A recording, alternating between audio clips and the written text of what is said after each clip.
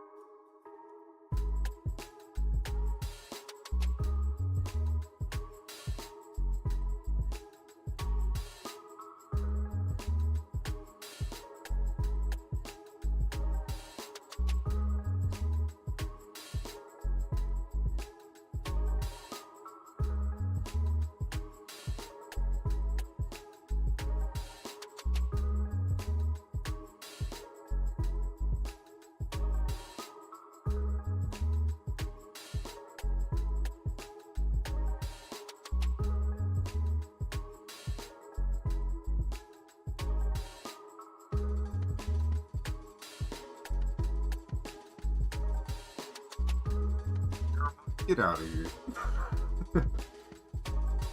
Good to see you, my dude. Good morning, good morning. Give me just a moment, we'll get started.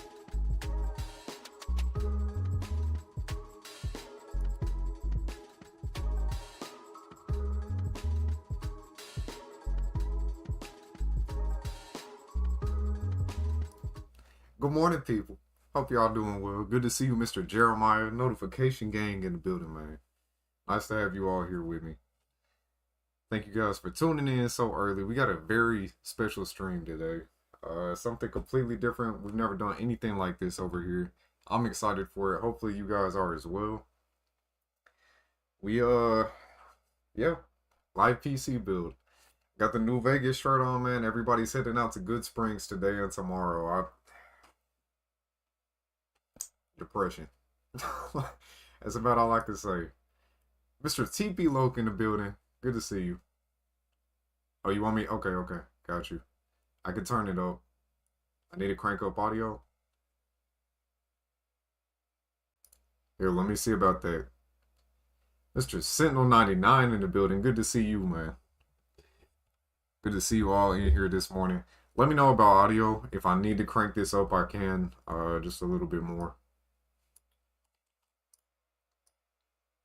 Get that like right here. Okay, cool. All right.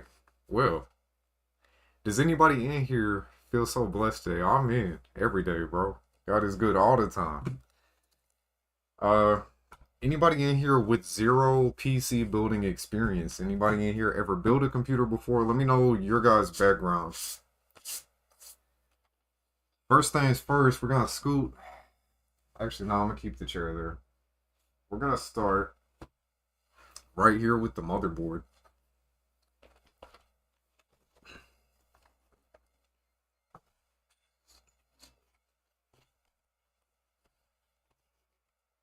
So we have a Gigabyte B450M DS3H Wi-Fi. This is a relatively budget board, but it's got everything that we need. Hey, good morning. Is that for me? Oh, that's for you? Why are you coming here smiling like that? It's royal milk tea. It's so good. Oh, yeah. Nice. You don't even own a PC? Got you. Good to see you, Mr. Ramos. Welcome in, welcome in. Rebuild a computer, but that's it. I didn't take the motherboard off when I did it. Got you. Got you. Build 117, right. Doing a nuclear winter and follow force, kind of similar to frost, but different. There's no snow. I did snow. Very nice, bro. Very nice indeed.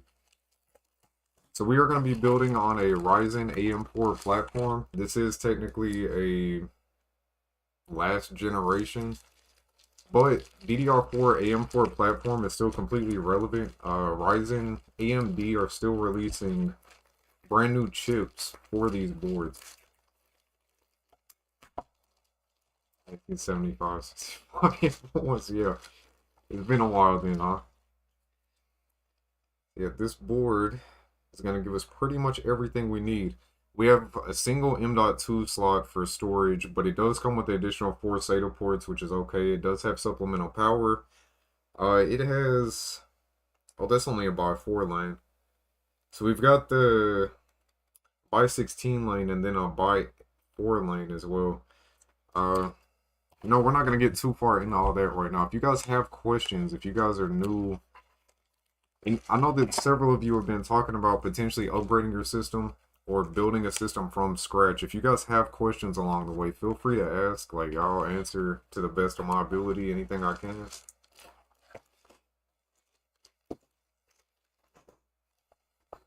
So it's best to always build a computer in a static free or as minimal static as possible environment.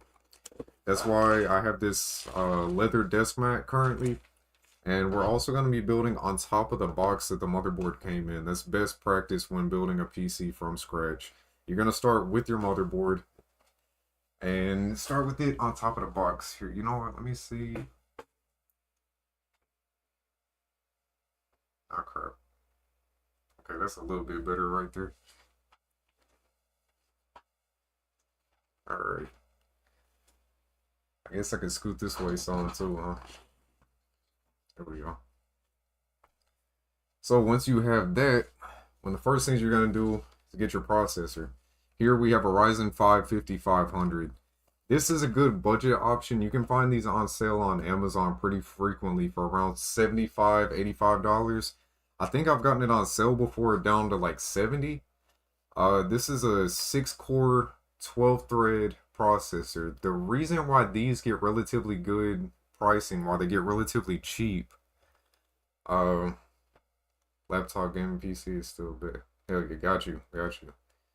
How do I break this down? Oh god, I probably should have done just slightly more prep.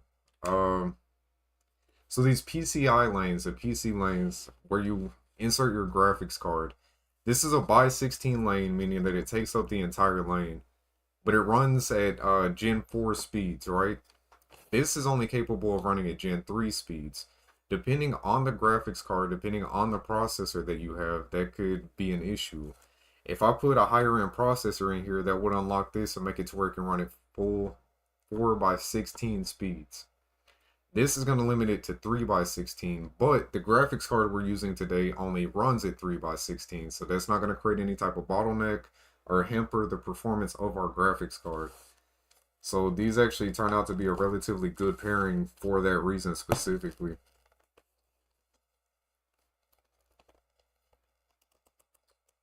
And I forgot to grab my knife.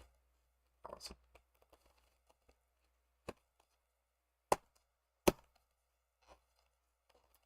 Yeah, this is the Ryzen 5 5500 6-core 12-thread running at 4.2 gigahertz max boost, 3.6 gigahertz base clock.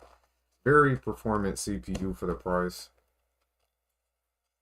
My computer just rattles now. I'm pretty sure it's because my cable management is ass because the backplate won't slot right. So I plugged it in, fan hose splitter, dang. Sorry to hear that, bro. Cable management is one of the worst parts about building computers. Like, especially like as a newer person when it comes to building PCs, it could be a complete pain in the ass. I understand that. That's something that just comes with time and experience, really. Chili Angus burger, that sounds really good right now. Sally, I gotta run. I'll see you later. Hell yeah, bro. I'll be live with some Frost tomorrow for sure. I may end up streaming some Frost later today, but I'm not really gonna promise that. No promises. Camera closer to the motherboard so we can see. I could try to. It's probably not gonna be that high of quality. You guys give me just a moment. Let me see if I can work something out with that.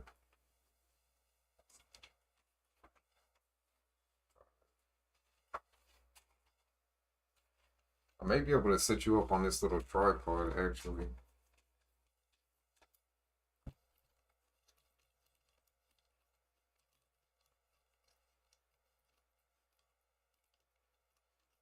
This thing will come off. There we go. I hope that's still the same thread size. Put that up real quick. Maybe. Okay, yeah. Here we go. Perfect.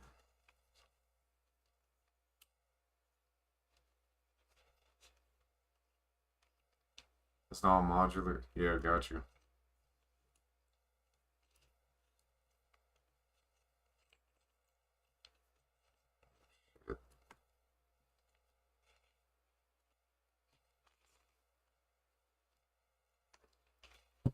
Alright, let's see how this is.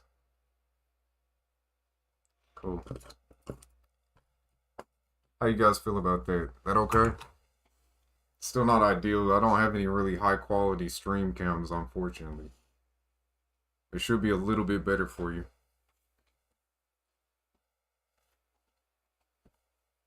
Yeah, later, bro, later.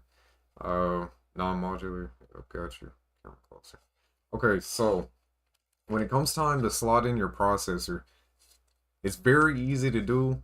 It's very easy to mess up as well. On the CPU, and try to get this at the right angle so you can actually see it. There is a little gold triangle right here. Hopefully you're able to see that.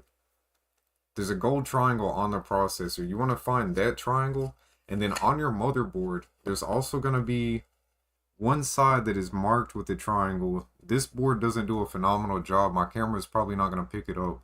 But there's a camera, I mean, there's a there's a triangle on the socket as well.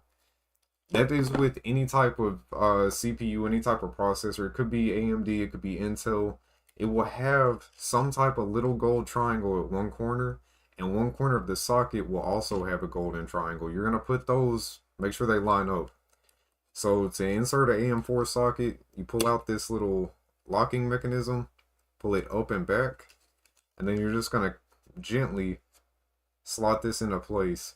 These have a few hundred pins at least on the back side of these processors that could very easily bend and completely ruin it. So you're just going to very gently set this into place, give it a slight jiggle back and forth just to make sure it's fully seated, and then lock down the mechanism.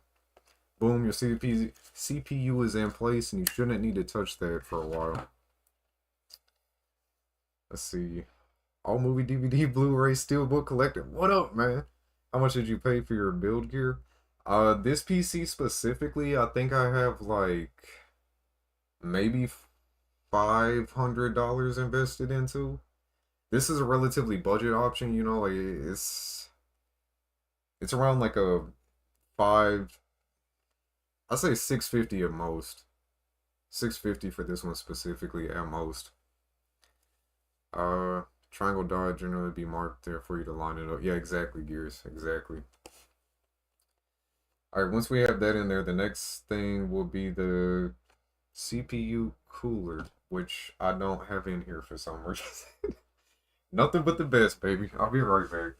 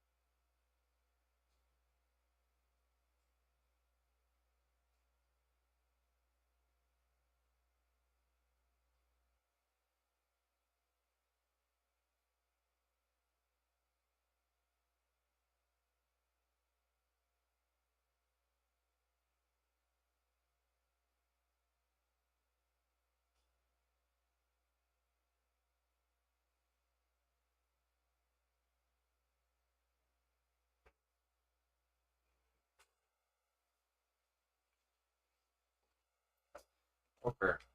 I realized while I was in there were actually a couple other things I didn't grab as well, so it's kind of good that I got that out the way now. Nothing but the best. Always prepared. Always.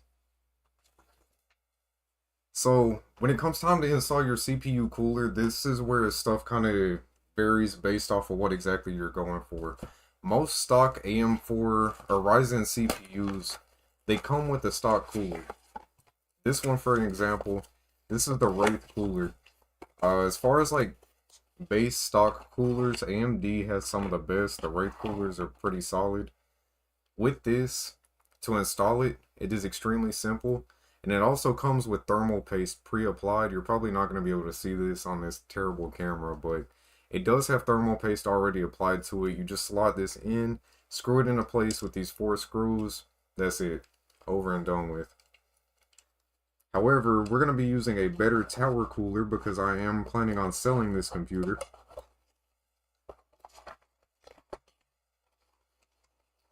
Get this back in the box.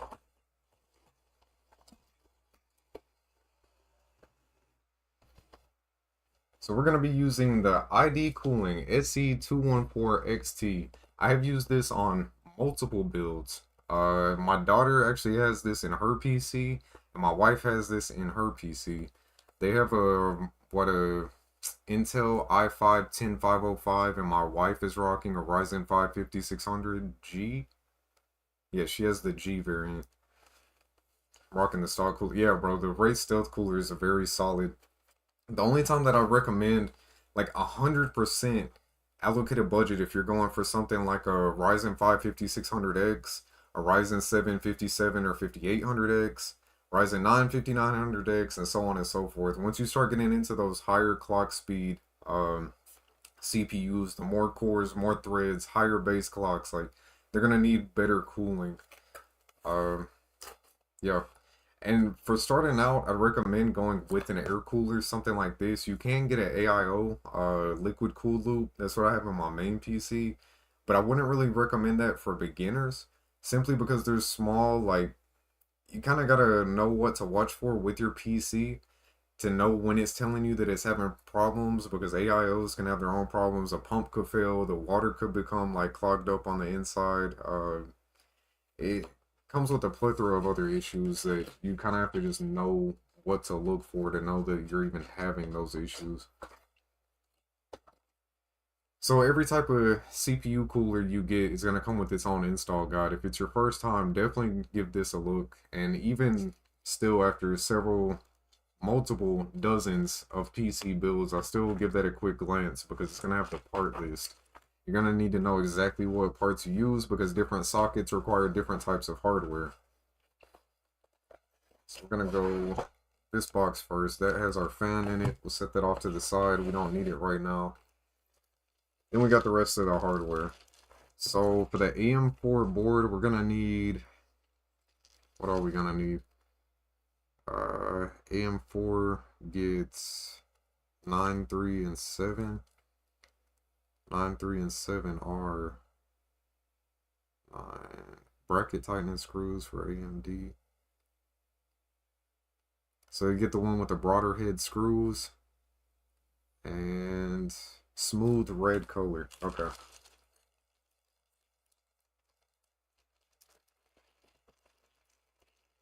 So for our socket, we're going to need this set of screws and the little spacers. I don't trust myself. Yeah, got you. I got you. Fan cooling, I can just open it up, pick the large bits of dust off. Yeah, exactly. I would recommend still doing further cleaning aside just from reading my biggest. Yeah.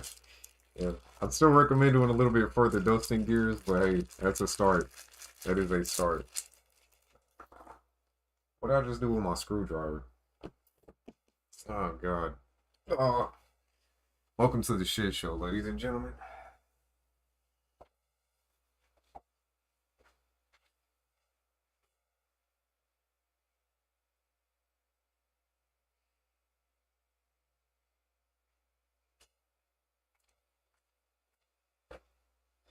Yeah.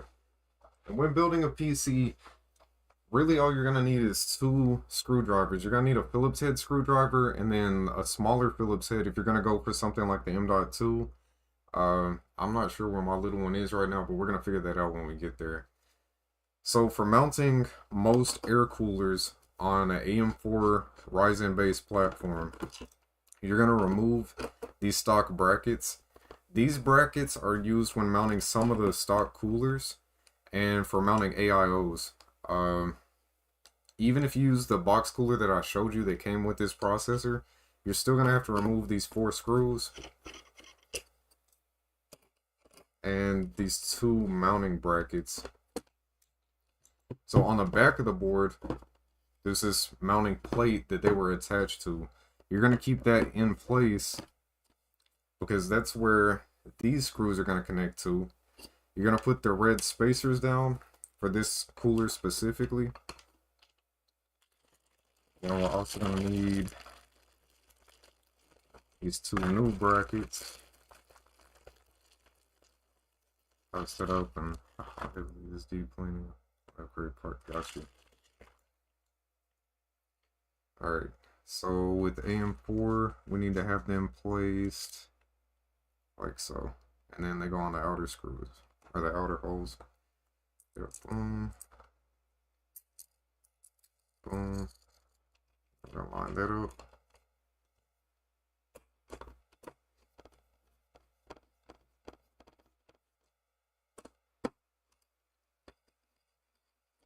For those of you like Jeremiah, I know you do work on cars. When you're working on computers, you kind of want to apply some of the same principles. You never want to tighten down one side fully. And this really applies to anything that you're working on. If it requires tightening or loosening, never just completely do one side and leave the other side attached, because that can create warping. So we're going to kind of bounce back and forth until we can start tightening these up. And then we'll go back and finish tightening them down one at a time, like so. And same thing on the other side.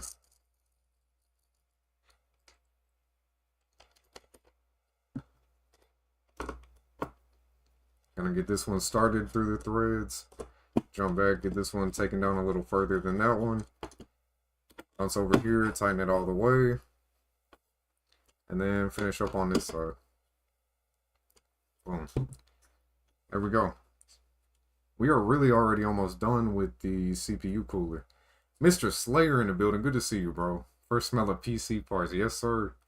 How you feeling, man? You feeling a little bit better, hopefully? I've done cars before, and it sucked if you traded a bolt. Yeah, for sure. For sure.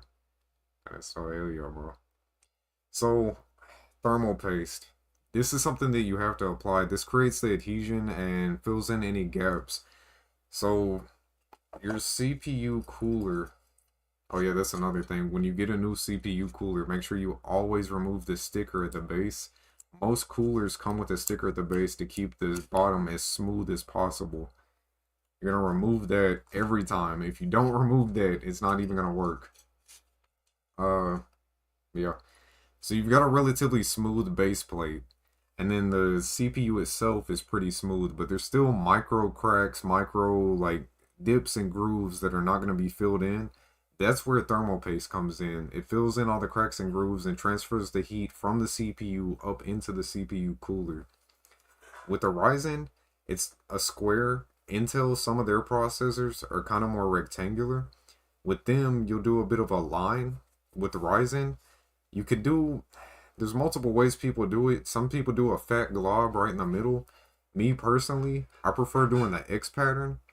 So you're just going to slowly squeeze out. You don't want it super thick. A nice, relatively thin line from one corner to the other. And then same thing this direction.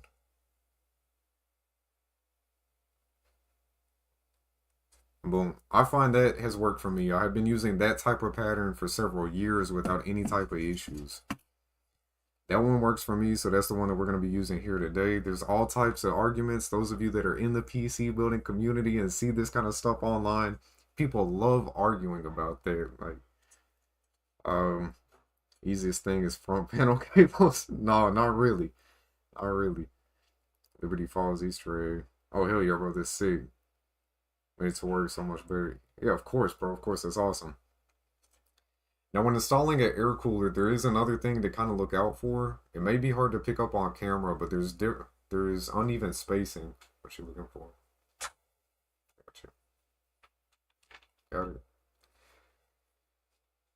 So there's kind of uneven spacing. One side sits off further than the other, if you can see what I'm talking about. These pipes here have a slight bend at that angle, which spaces... It's not it's not directly even. So that extra space is where your fan is going to go. You want that away from the ram. So we're going to have it to where the pipes, that bend is going away from the ram slots, like so. And we're just going to line up these two screws before pressing down at all. And again, we're just going to kind of shimmy our way back and forth. Tighten up a little on that screw. Tighten up a little on this screw.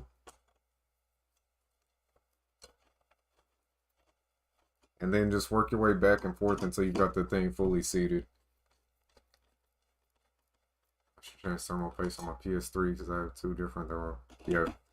It's always a good idea to do that too. If you guys are into the retro consoles, I can start making tutorials on like how to clean, or not necessarily a tutorial, but I can make videos on like cleaning and restoring these older consoles. Some of mine still need to have fresh thermal paste applied. Most of mine are completely repasted, but I know I have a couple of them that I haven't gotten to yet. If you guys are interested in that, I could potentially get around to that. Just no guarantee and no time frame on that as of right now. Alright, next up we're gonna install the fan for the CPU cooler. This kind of varies again, your mileage may vary based off of what type of CPU cooler you're using. Generally it's gonna be the same type of principles. On your motherboard, you're gonna have these little fan headers. It's 4 little pins that stick up. God, I wish I had a better camera quality. My bad, guy. I'm doing what I can with what I got. So, hopefully you can see that. These 4 little pins, and above it, it says CPU fan on the motherboard. You need to make sure that you're going to plug this fan that's cooling the CPU into the CPU fan header. There's going to be multiple other headers located around your board. This one... Oh crap, where... What? Where's other fan headers?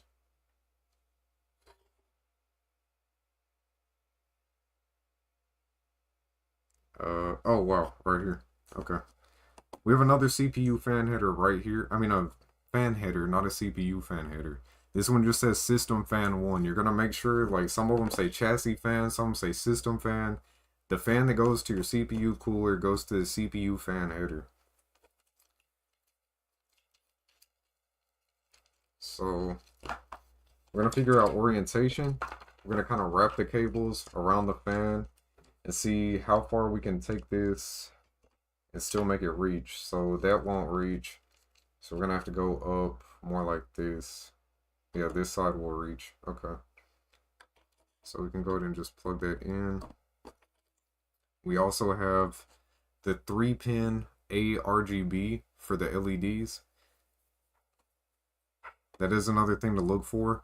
When you're getting RGB fans, some of them are 4-pin, some of them are 3-pin. Generally speaking, the 3-pin, these are the ARGB headers that your motherboard can address. That's what the A stands for, addressable RGB. You're going to want to make sure your motherboard actually has support for that. Some motherboards have both 3 and 4 pins. Some only have 4, some only have 3. So you're going to want to make sure you get fans that are actually compatible with your board. It was good enough to run my new GPU. Hell yeah, bro, that's awesome. Power supply was a pain. Yeah, bro, cable management. Cable management is never really fun. I understand that. Yeah, that'll work. Okay.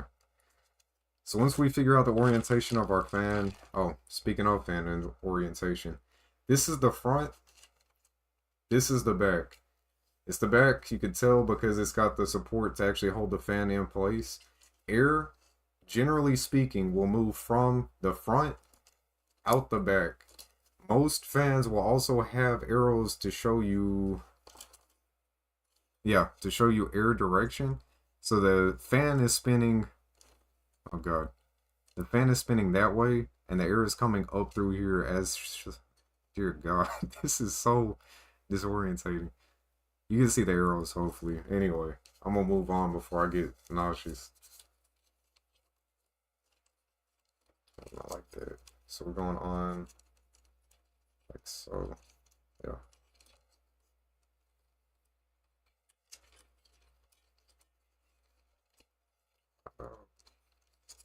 About like that. Yeah, that's even better actually. Okay. So once you figure out how you want your fan going on, these can be a bit of a pain in the ass too on your first try.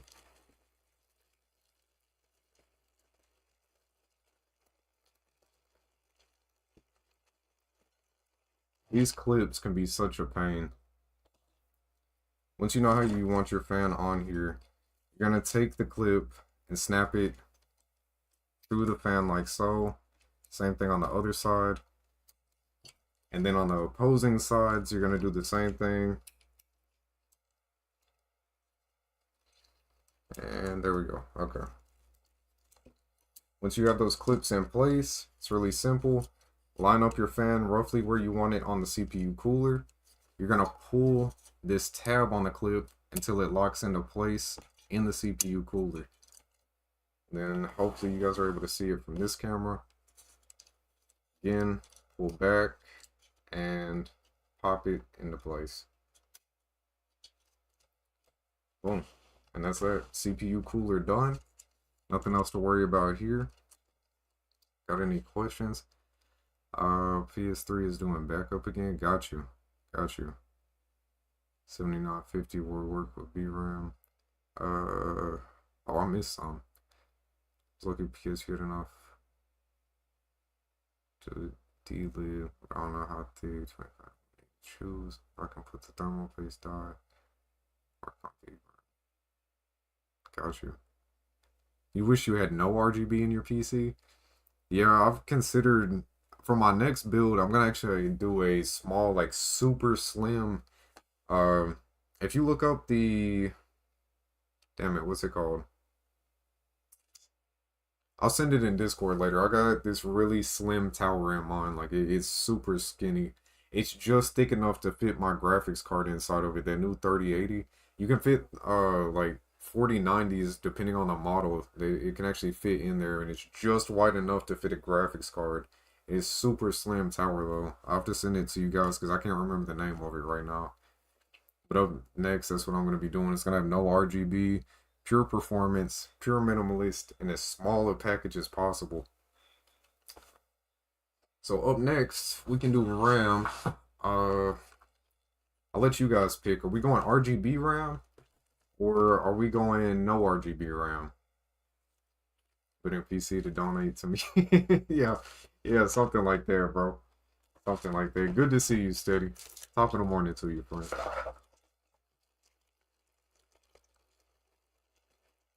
You guys let me know, RGB or no RGB on the RAM. The rest of the case does have 3 RGB fans. This has RGB fan on it. So are we going RGB RAM or no?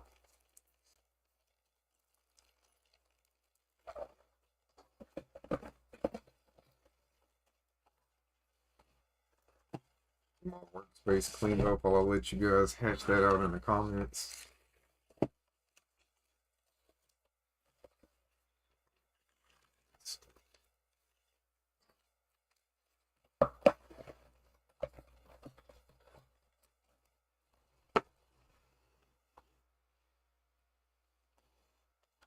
Does anybody have any questions? Are you guys lost? Anybody confused on anything I've done so far? Am I doing okay clarifying exactly what's going on? Like I'm doing this to help you guys. Of course, I need to get this PC build completed.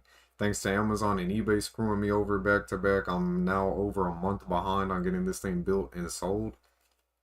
But I was like, screw it. I'm trying to help you guys at the same time. I don't see anyone saying RGB or no RGB. I think I'm going to go RGB on this build because we already have all the other RGB going on. Junior RAM is, bro. Okay. So the RAM for your PC, whenever you start setting it up, DDR5 is a thing now. DDR4 is technically last gen. It's technically the old stuff. Like I said, it's still being supported. They're still making brand new AM4 DDR4 processors. You're going to want to make sure if you're running on a DDR4 or DDR5 motherboard and CPU, you're going to have to get the RAM that correlates to that. This is DDR4 RAM. With DDR4 specifically, you see the slot right here. It's not even. Like, it's off center. Hopefully you're able to tell that on camera. So one side is shorter than the other. This side is clearly shorter than this side. So on your motherboard, in the RAM slots, there's also a little tab right here in the middle. That is where that little notch goes. So you're going to start with these two gray ones. You go from the very outside. If we number them, 1, 2, 3, 4, it's usually 1 and 3 that get populated first. Always run dual channel, never run single channel. That means 2 sticks of RAM bare minimum. Never run a single stick of RAM. It is going to hinder your performance, especially if you're going with the Ryzen based platform. So again, we're going to populate 1 and 3 first. So we're going to start back here with 3. Get it seated down in there. Make sure it's in the slot. You're going to put even pressure on both sides until you hear and see the pop.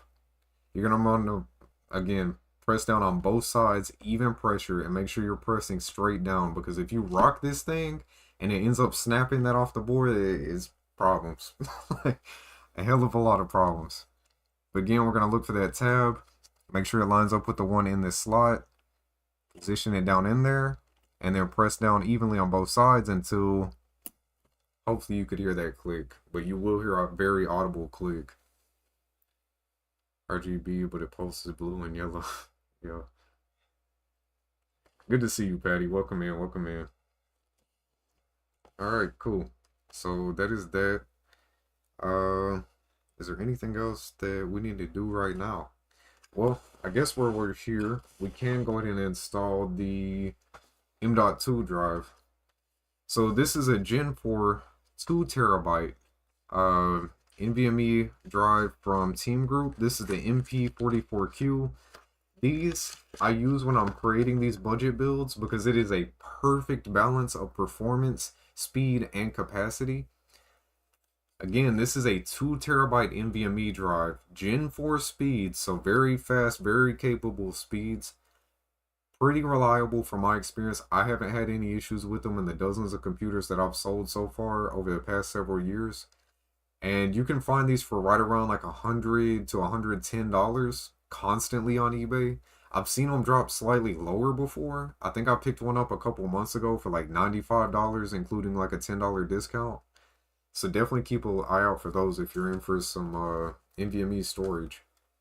Personally, I only run Crucial and Samsung because they have the best reliability and they have the longest longevity, where I'm constantly reading and writing off of my drives, constantly recording, editing, deleting, all this footage, all these different games, all that kind of stuff. I want the best longevity.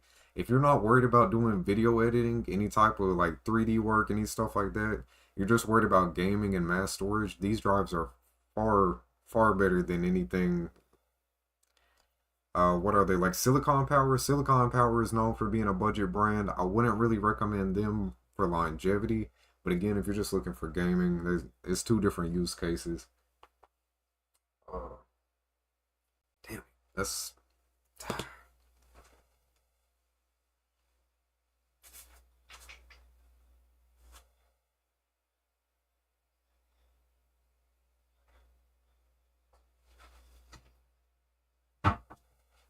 I have no idea where my tiny screwdriver is, and that's what I need right now for that.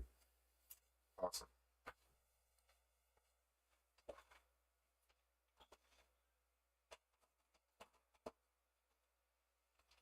Actually, you know what? We'll just use this. I should have a bit in here that will allow me to do this. It's just not going to be ideal. So, yep, here we go.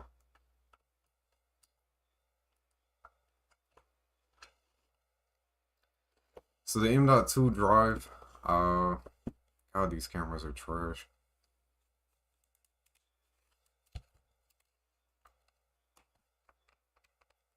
Still can't really even see. So below your CPU, they could be in different places. Sometimes they're down here, sometimes they're between slots. This one specifically, you're looking for this little, that's the slot for the M.2 drive. The screw for it will be off away over here. Ah, shit. Oh, that is not gonna work. Awesome.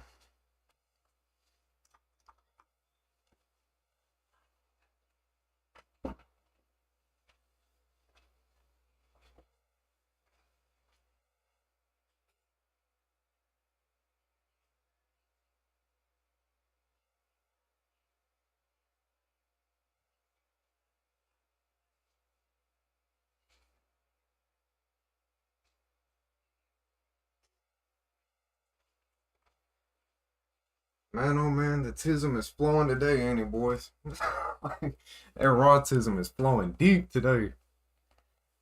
No, you didn't, bro. Good to see you, Anthropology. Tiny screwdriver sneak one. Bro, for real. For real. Alright. Try this one more time.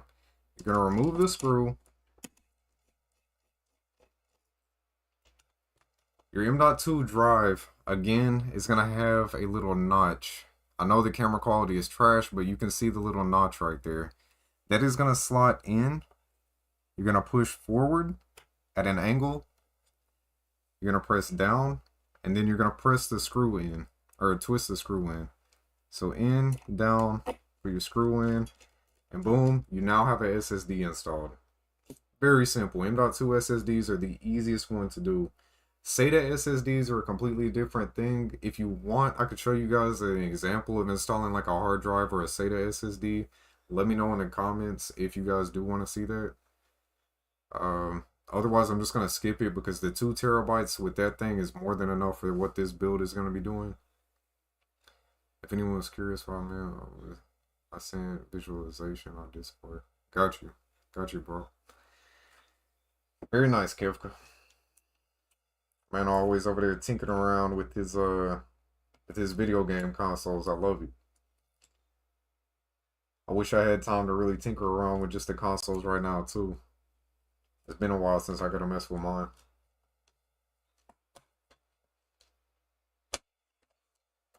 Alright, with that, we can really set this off to the side. Next thing is we're gonna get our computer case, and we're gonna go ahead and install the power supply as well. So give me just a moment. I'm going to rearrange the desk, get some of this cleaned up, and slightly reorganized so you'll be able to see better. Just one more check. Am I speaking okay? Am I loud enough? Do I need to keep yelling? Am I doing too much yelling? You guys know we don't usually do this type of shit.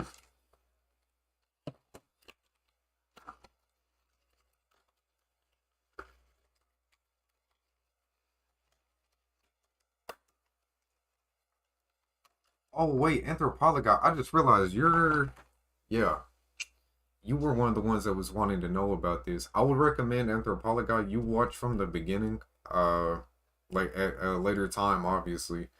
Watch from the beginning to see how the CPU is installed, installing a CPU cooler and the RAM. That's really all you missed. There's those three, but those are 3 of the most crucial things because you have to get that right as the foundation for the PC. So I would definitely recommend you check that out at a later time, my man.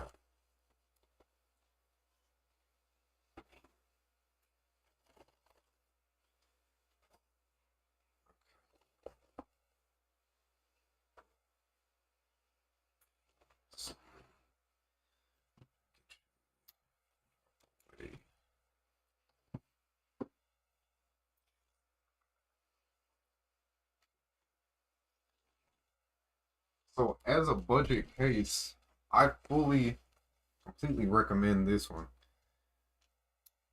I have had no issues with this case. This is the Thermaltake View 170 TG ARGB. It is a new fish tank style that everyone is going crazy about. It's got the corner glass, as you can see on the image right here. It comes with 3 ARGB fans already installed. It's got good airflow, great thermals. It's got a nice big chassis without being cumbersome. Like, it's not overly large or intrusive. This is a very good case for the money. If I'm not mistaken, these are on sale on Amazon pretty frequently for like $75 to $85. For that month, actually, is this one of the ones?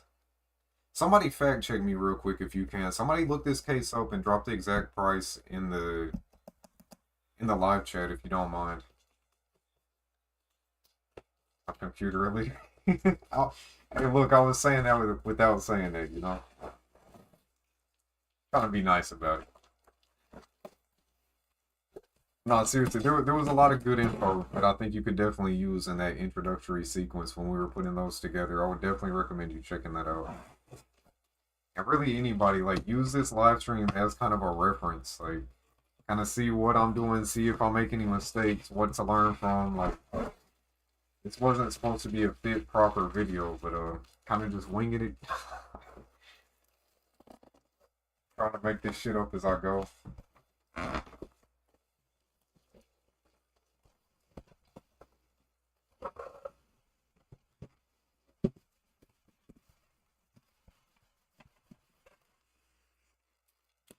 There we go. Alright.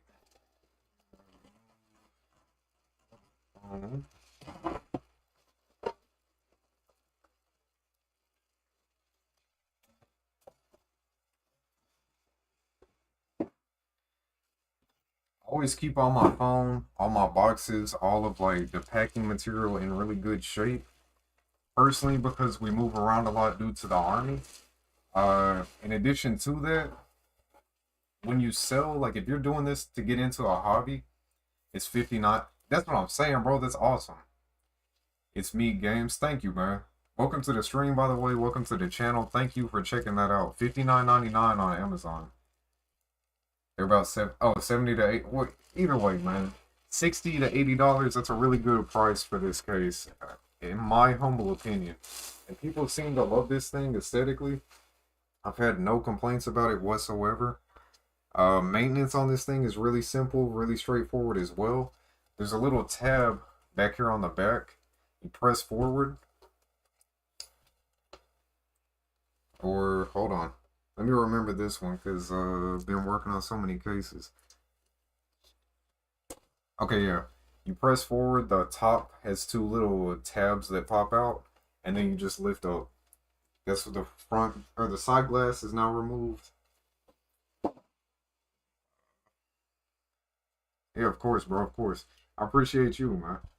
Same thing with the front glass. This is one of the things that I love about this case personally. You just press up at the top, the glass rocks out, and then you have full access to the entire front end of the PC. Very nice. Most cases don't do that. Usually you just get that side panel access, but with this one having all around access like that is very nice. The back is going to be the same thing. It's got a tab up top. You rock out and then lift up.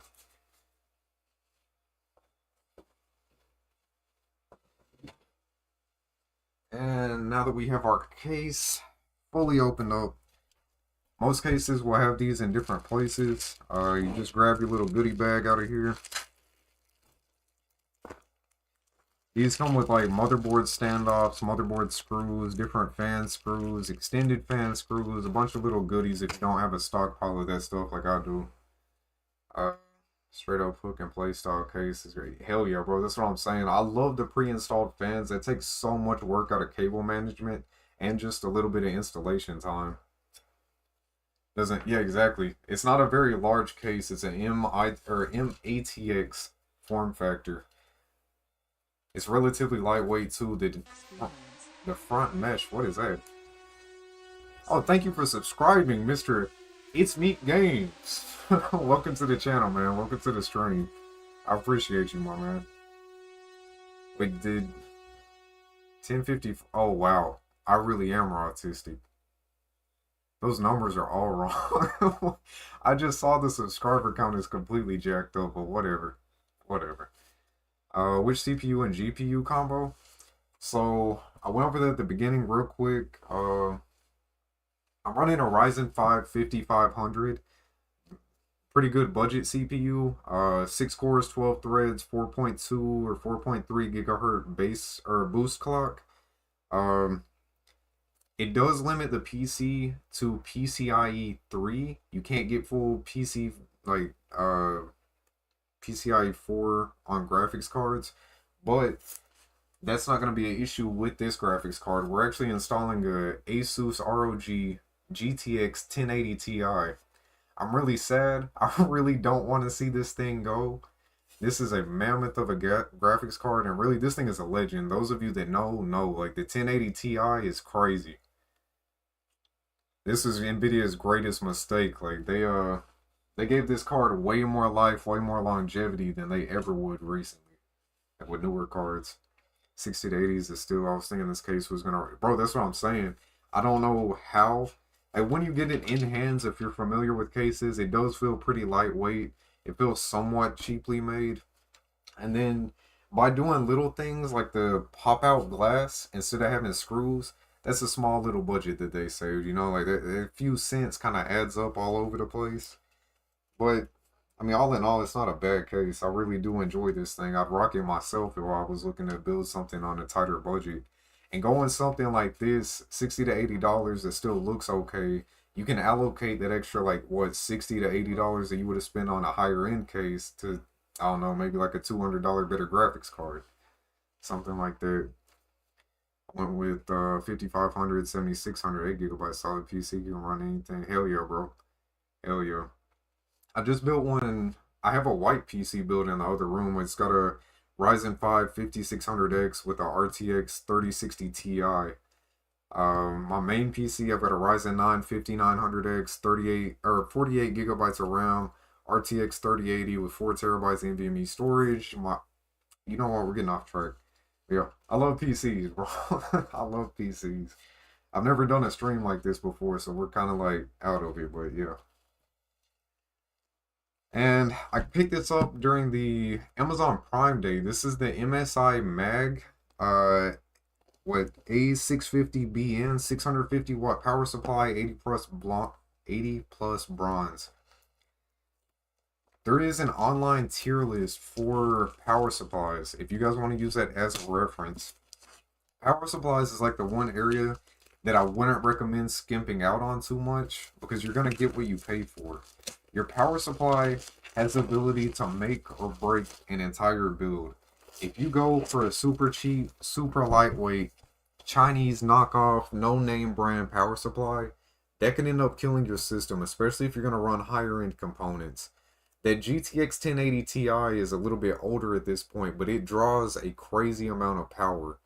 With that, you don't want to have something that's got like, you don't want to match up like a 500 watt power supply from a no-name brand.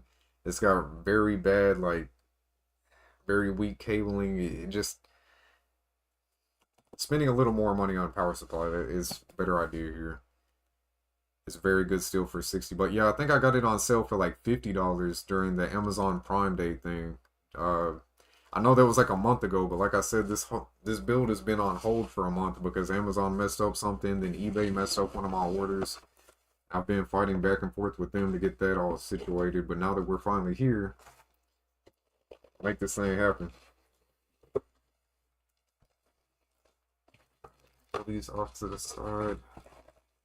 Unfortunately, this is also a non-modular power supply. Kind of a good thing though, show you guys a little bit more with the cable management side of all this.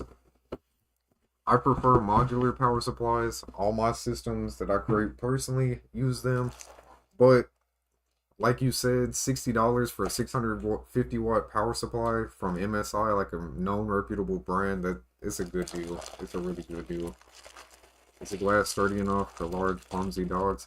I mean, yeah, as long as you don't have it set, like don't have it at the edge of the desk or anything. I mean, knocking into it though, it's no issue. Like it's tempered glass. And that is another thing. Like, I don't know how they're getting away with selling it for so cheap because it's actually got steel reinforcements on here too. Like, this is, it's solid. Unless you're just completely reckless with it, I don't see that really being an issue, bro. You should be good. Why they always mess up something like yeah. Let's see. That's what took me so long. That Ryzen, the Ryzen 5 5600X that I put in that white system that I was just talking about, they sent me an opened Ryzen 5 5600 when I ordered it brand new, and the person that sent that back open swapped out their old CPU. It had bent pins, it had missing pins. That shit had thermal paste all over it. It got all through the box and everything, and that was supposed to be the brand new processor that I ordered. 2 days before that, I was trying to order my RTX 3080 from someone else on eBay. They ended up sending me a cheap knockoff fake 2000 watt power supply. And then, yeah, I just recently got my money back for that. And that was like 3 weeks ago at this point. I've been fighting all this bullshit just trying to get these 2 PC builds done.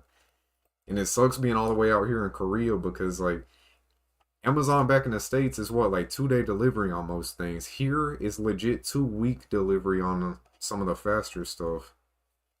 There's other times where we've had to wait like 3 weeks to a month to get some stuff that we've ordered here.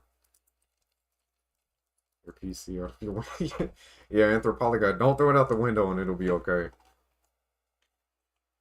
Never recommend doing that shit. So installing the power supply.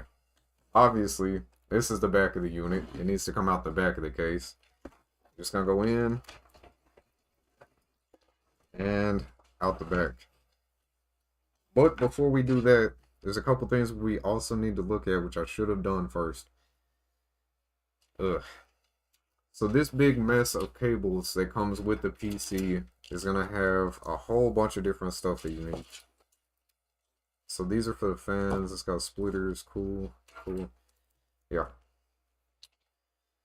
So this is your front panel header. This is another reason I absolutely love this case. Those of you that are more well versed with PC building, you're not always going to have a single front panel header like this. Sometimes it's going to be individual little pins and groups of 2 little pins that make up the exact same thing. And you're going to have to look on your motherboard, see how to install that. It can be a pain in the ass. Like, they're tiny, tiny little pins that got to connect on your motherboard. This one didn't cheap out like that. And it's just one solid connection that hooks up just like HD audio or USB headers. You're just going to have to find where these connect on your motherboard. I'll show you that when we get there. Same thing, this is USB 3. This PC case does not have a USB-C, so it doesn't have any USB-C front headers, which is no issues. We were able to save a little bit of money by going with a motherboard that also did not have a USB-C header. So something we didn't have to worry about. Easiest part is installing the power supply. Yes and no. Cable management can be a pain for like first timers, you know. I got a 2000 watt power supply instead of a 3080. That was the guy. Yeah, pretty much. He tried to scam me, bro. Like, if you knew the whole story, I've actually posted up about that story. If you want to see in detail, or like hear in detail what was going on with that, check out my channel. I just put up a video on that like within the past week, I believe. It's mostly individual pins, exactly. I had an individual, it took like 20 minutes to figure out where they go, yeah. Yo, they can be a complete pain in the ass for sure. Usually these are gonna route up through here.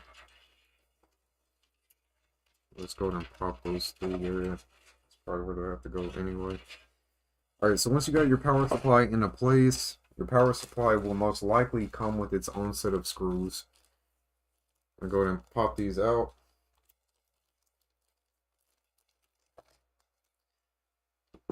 Again, standard Phillips head screwdriver, nothing special here.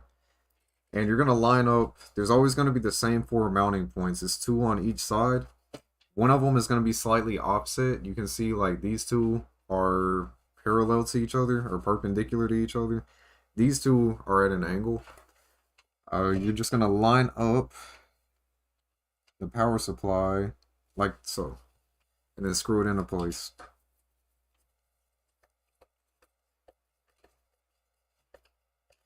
Again, this one doesn't matter so much as like installing a graphics card. I mean, not installing a CPU cooler or something like that. But still, don't apply all the pressure on one side. Go around just like installing a tire on a car or basically doing anything else with the car. Go corner to corner, opposites, opposites.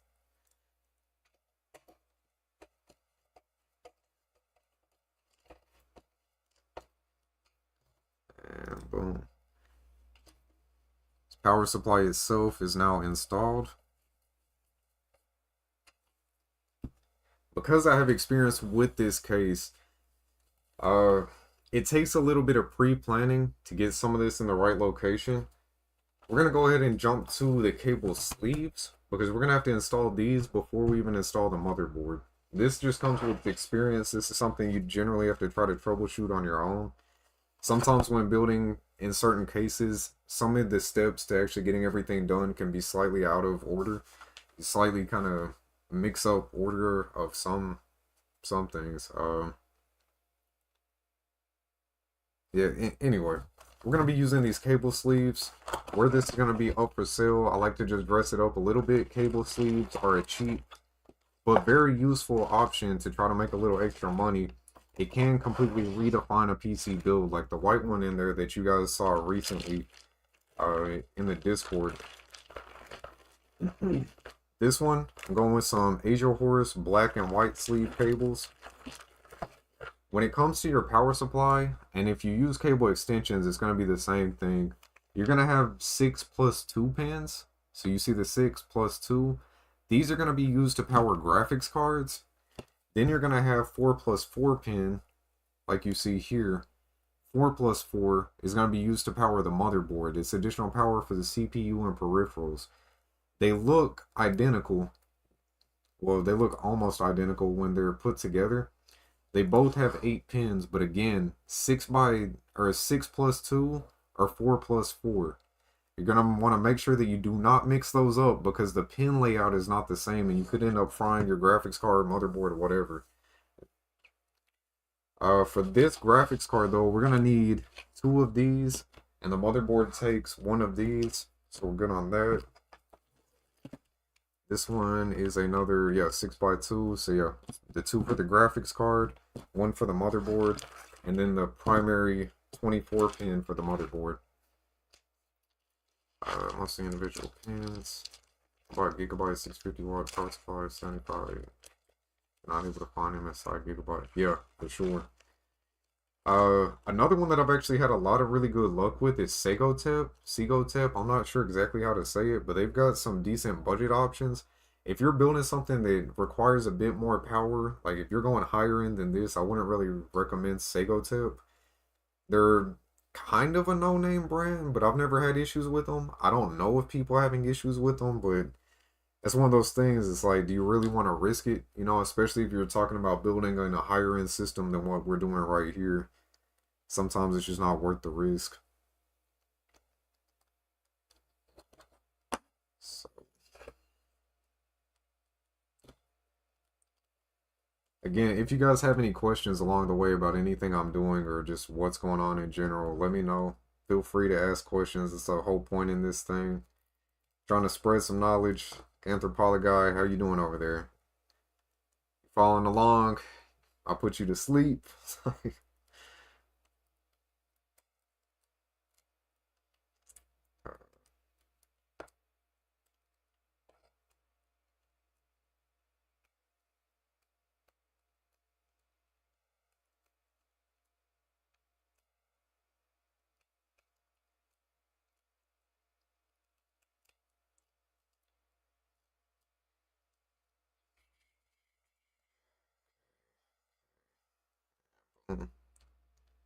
For above 650, I've never considered anything other than MSI. Yeah, Corsair is what I use in my system. Again, like where I'm running higher end components, bro, I'm not risking that. I'm always gonna run name brand, known, reputable stuff that has at least 80 plus gold, 80 plus platinum rating. I'm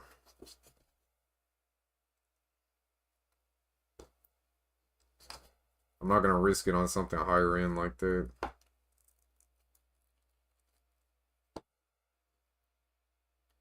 Electroman 11, what up, man? Welcome into the stream.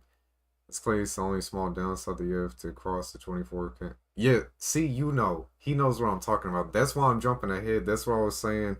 Because I have experience with this case, that's why we're doing some of the cable managing now. That is the one downside. Most of the time, you're not going to have these fans here on cases because they went with this fish tank style and have these fans here for quality air cooling. This cable is going to have to like route back behind the motherboard, come out the side, and then right back into the board like so. It's not ideal, but I mean, it's kind of really that's my only major gripe with this case. And really, if that's the one thing you got to complain about, then for the most part, I think they're doing an okay job on the case, you know? But yeah, welcome in, Mr. Electro, man. Welcome to the stream. Somebody knows the struggles. This one, actually, we could probably get away with just having that one. And that is gonna attach like so. So yeah. All right, your motherboard is gonna have some type of connector. It could be a single 4-pin. It could be the 4+4 pin like I was showing you guys, like we have right here. It could be two 4+4 pins that connect to the top left of the motherboard when you're looking through the front. So we're gonna just have this kind of hanging out right here for the time being. This one is gonna be wrapping through the back side of the board like so. There's also a cutout or not for the, well, yes and no. The position of this cutout, if that's the one that you're referring to, it doesn't really,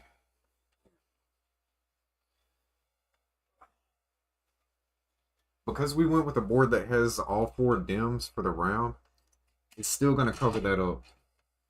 Of course, I'm kind of not putting it into place properly, but it's still gonna cover it up, and you still have to route behind the motherboard. Me personally, instead of routing it through here, making it do a sharp bend toward the front, then a real tight bend all the way back around, I give it a little bit of slack by going through the main motherboard opening and then wrap around. That way it's not making as tight of a bend, if that makes sense. Instead of bending one way and then bending back the other way, it just kind of slides through and then bends around. Refer to that, got you. It's also a cutout or not. Should have enough LEDs for this setup. I'm not sure I have enough. Yeah, for sure, for sure. All we really need is that one, if I'm not mistaken. We only need that one. We'll get to that. That's another thing. Like, I went with a really budget board. It is going to be a bit of a pain because the only other CPU header is over here, but we're going to work around that when we get there. I was showing you guys, like, generally what you want to do. Speed games. Got you. Got you. Alright, let's see. Oh, these two. We need to get these two set up.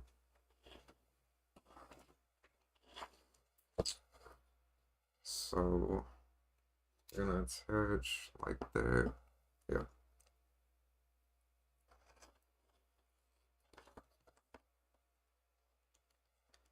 Asia Horse, these braided cables that I'm using right here, you can get these on Amazon constantly for like $25. Asia Horse does regularly go on sale. There are other brands that you can get slightly cheaper. I don't have experience with them though. I know Asia Horse for sure is good. My wife has had it in her system. Like, she's had some of their braided cables like this for the past several years. No issues. I've used them in multiple other builds that I've sold to people over the past like 3 years. No issues there either. So again, because it's something that I know works, something that I have plenty of experience in, that's what I'm sticking with.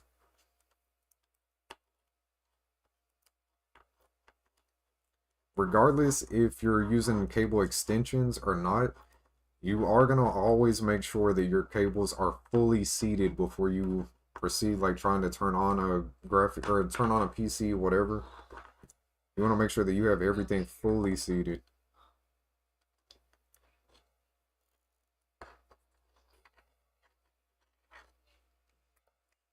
Anthropoly, you said you were good. Yeah.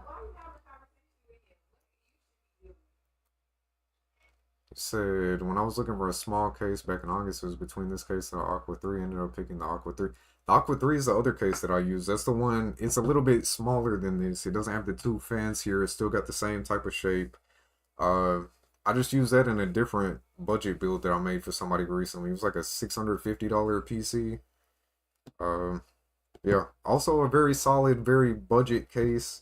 It's not got any crazy creature comforts, nothing real high end about it, but hey, for the price of that thing, it's not bad at all.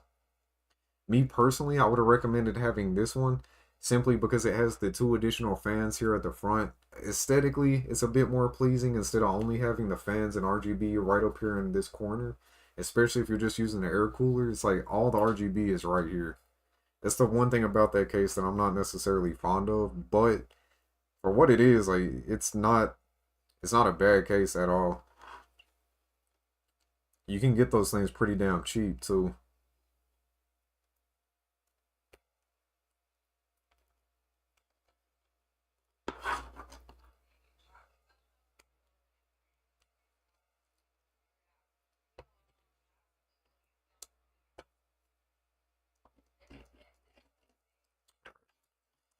We are almost done with this part, guys. My bad. And these little clips on here.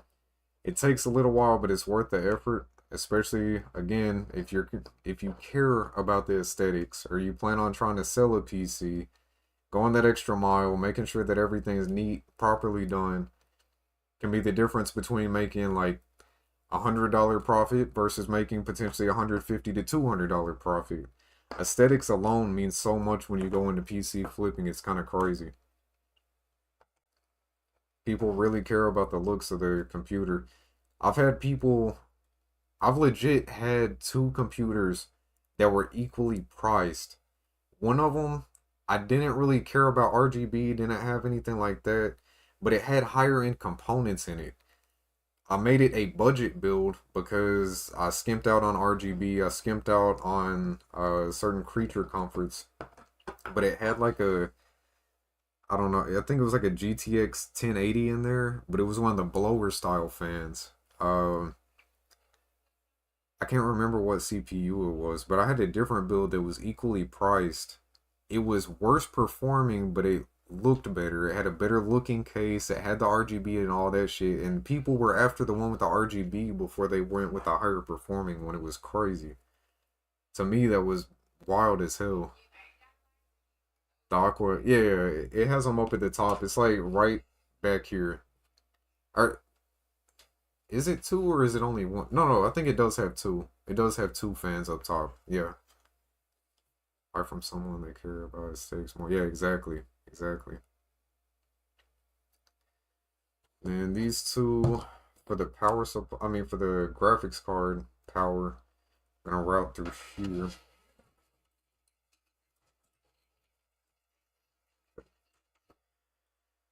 Now that we have those into place, we can go ahead and install the motherboard. It's wrapped, or this thing is getting close to being wrapped up. Yeah, just out the back for now. So when you install your motherboard, never, never forget the IO shield. If your motherboard doesn't have this pre-installed, always be sure to install this damn thing. If you do not install this and you install the motherboard and get cable management set up, it can be such a pain in the ass undoing all your work to go pop this back into place. I personally have done that multiple times, more than I'd even like to admit after PC building for so long, but it happens. Unfortunately, it happens. Okay, just go down. Unless you get a motherboard in. See here. Try to give you guys the best angle of this. Yeah, right here. So, back plate, it's kind of a pain in the ass. I hate the ones that don't come like installed on the motherboard, but again, we went budget, so this is what we got to deal with. You're just gonna kind of force it in. This is like one of the only components when you're messing with the PC that it's kind of okay to force around. You got to be rough with this thing or it is not gonna pop into place. Especially with this being a flimsier case, it is not wanting to get in there. Oh my god. This thing is not wanting to get in at all. Actually, I think we may be okay right there. Another thing to plan ahead is where your graphics card is going to sit. Motherboard is going to line up. Our graphics card is actually going to take these two middle slots on the back panel. So we're going to remove... Actually, we're not going to remove that. Where is... Okay, right there. Cool. So higher end cases, you're not going to have to break these little tabs out. Unfortunately, with this being a lower end case, you got to kind of rock this metal back and forth until those tabs eventually break out. Higher end cases will come with ones like this. You remove a screw to actually remove that cover. But with this being a budget build, being such a cheap option, that's one way that they did save a little bit of money on their end. This comes with the territory. I'm going to break those two off because that's where the graphics card is going to sit. Just going to slide that out the way. And we're going to lay down our case to install the motherboard.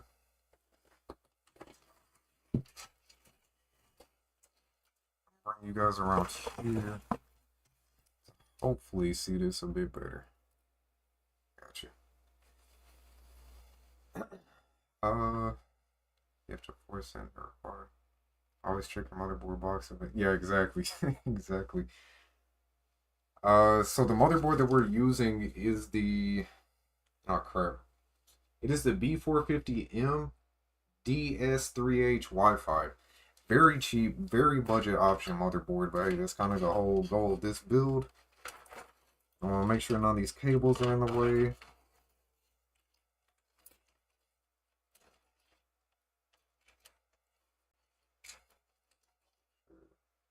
Oh my god, that's what I'm talking about, man. Even years of doing this, you can still mess up. I saw the damn thing upside down. Let me flip that around.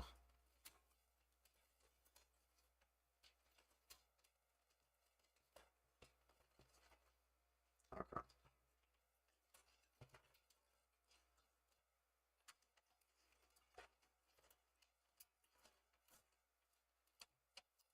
And before I end up forgetting this, we are now going to slide this back behind the motherboard.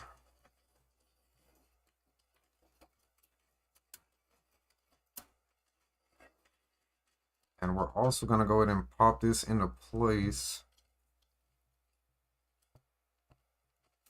because of how this case is oriented.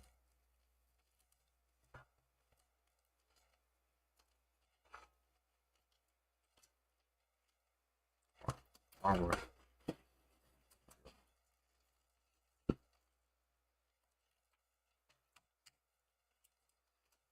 Okay. Perfect. Beautiful.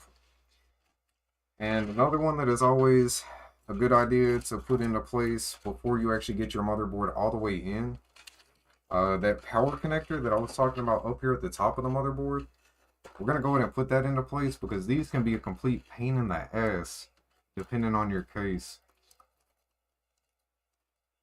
To eliminate any issues there, that is now installed. Get the motherboard fully seated into place.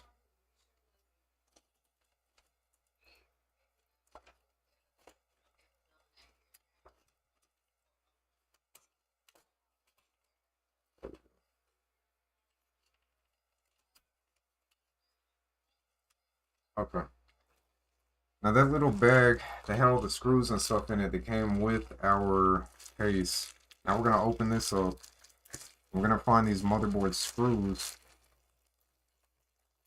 I believe this has all the standoffs in place that we need, right? Yes, it looks like it does. Yeah, okay.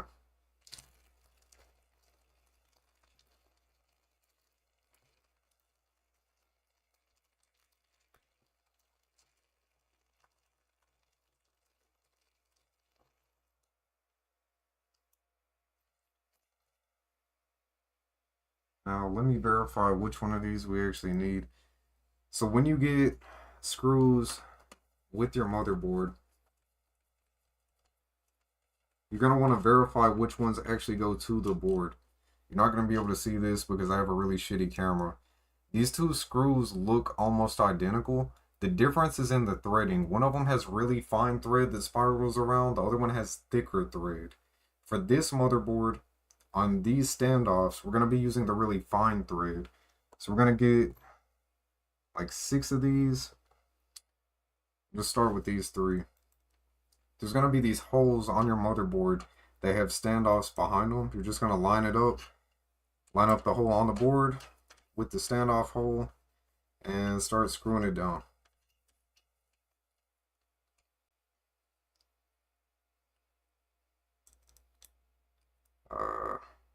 Same motherboard I use. We have so many products except for the GPU. Hell yeah.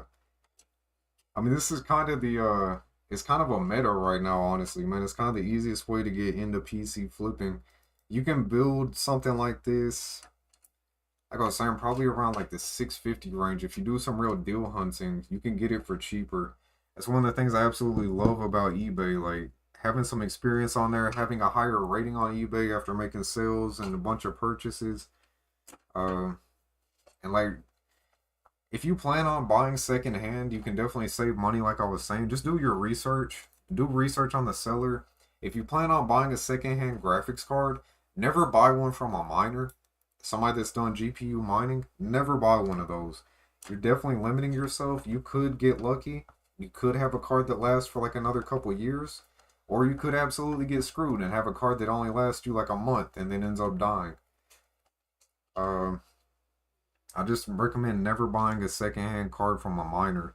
The 3080 that I picked up was from a guy that just casually gamed on it. I could tell he wasn't into PC flipping. He wasn't into any of the hobbies that I'm into. His other sales, he had sold like a older iPad, a couple random electronics, but no real computer parts. This was like a one-off for him. So I felt comfortable buying from him. When I got the card, it's in immaculate condition. It's never been opened. It barely had dust buildup. Like the thing was in damn near perfect condition. I opened it up, repasted it, threw it in here. It's running like a charm. I built for many person. I built it for myself. Got you. Everything new from Amazon. Yeah. With this build, almost everything in it's brand new as well. The only thing that isn't is that GTX 1080 Ti. Uh, I wouldn't recommend buying a 1080 Ti anymore. They are still very capable cards. They have lived well past their expected lifespan. The only thing with it is like the card is still going for $200, which makes no sense. Those of you that have been around here know I just picked up a 3070 for $220 like a month or two ago. Uh, that white PC build that I did in there, I picked up a 3060 Ti used for $180. Have a good day, bro. Love you too. Uh, yeah, 3060 Ti for $180, 3070 for 220. Like the 1080 is still very capable. It's just it's too dated at this point. You don't get access to DLSS or anything like that. Thanks to AMD, you do have access to FSR upscaling, but DLSS is far superior to FSR upscaling. I guess now, yeah, I guess it's time to really tackle this cable management. Unfortunately. Okay. Well, we do have the headers as well, so we're gonna worry about these headers first. What's this front panel header? That is right over there.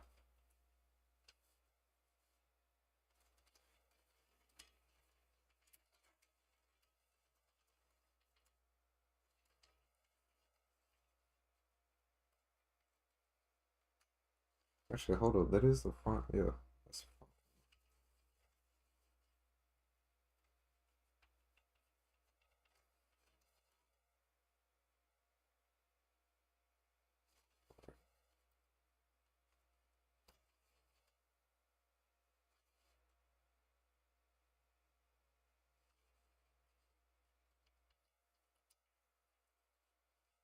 okay. Whatever. Uh, my friend got a 6600 XT for $215, a great deal. He messed up. Yeah. Is it a great deal or he messed up? I mean, that's not a bad deal. My opinion, I'd prefer to go for that 3070. That's just me personally. That 3070 is gonna outperform that 6600 XT for sure. And then again, you get DLSS upscaling, and if you plan to do any streaming or anything like that, it's a little bit better from NVIDIA graphics cards. 6600 XT is still a very solid option though. It's just you're talking like a $10 difference, but a pretty significant boost in performance if you are able to find another 3070 for like $220. It's not a bad card by any means, so I wouldn't say that he really messed up. It's just not how I would have personally spent that money.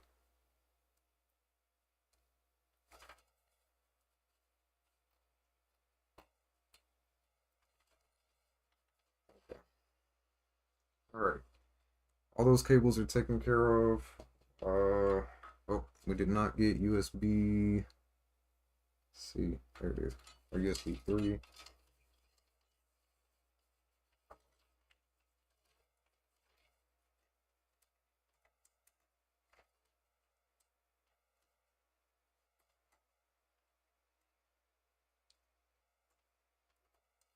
God, I hate plugging these things in. These things are terrible to plug in too. I just realized you guys haven't really been able to see. Sorry about that.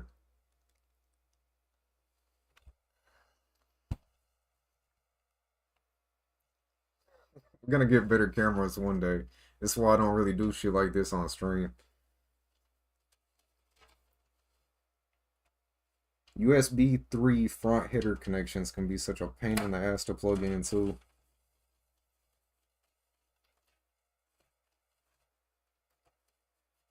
Okay.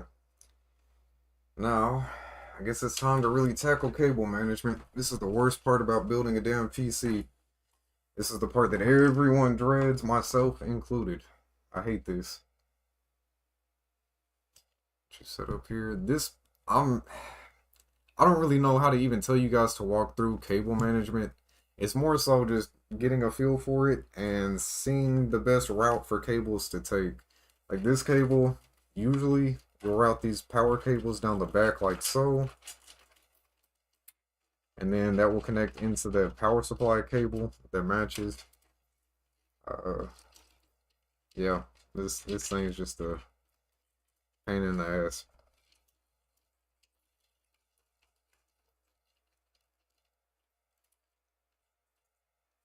There wasn't really any option other than wave excitement to build this PC.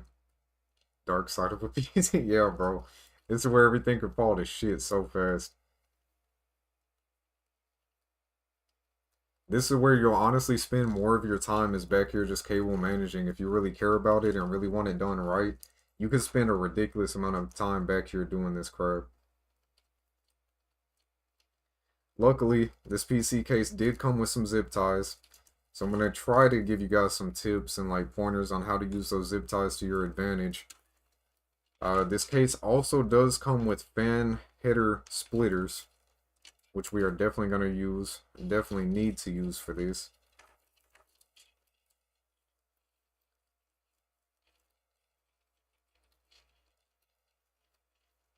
Okay, all that finally out the damn way.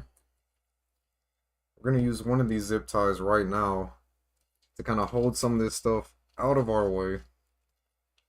There's a standoff right here in the case.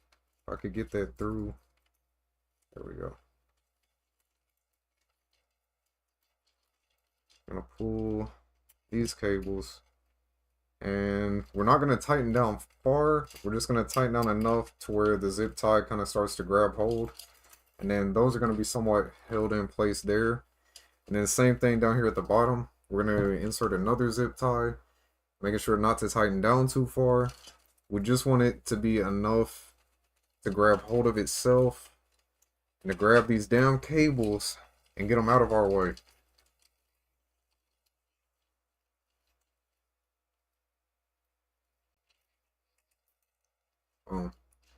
Make it perfect looking. Took 2 hours to get. Oh god, yeah, I'm not gonna do that. Not trying to do that on stream. I don't know if we're gonna make it 100% perfect, but I gotta remember we are on stream as well. Okay. This thing came with a fan splitter, as I was saying, so we're gonna grab this fan splitter, disconnect it. We're gonna route this by itself first. So we only have that one open fan header, which is all the way. Honestly, that may be better just to go from the underside right here. Yeah, it looks like that probably is a better option.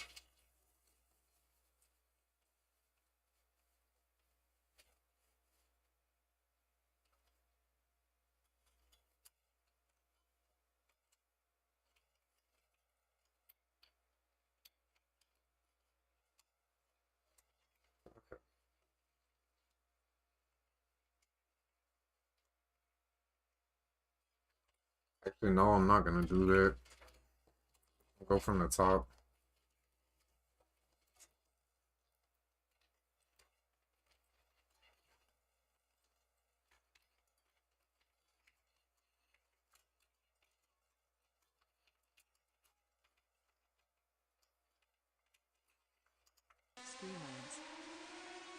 What was that?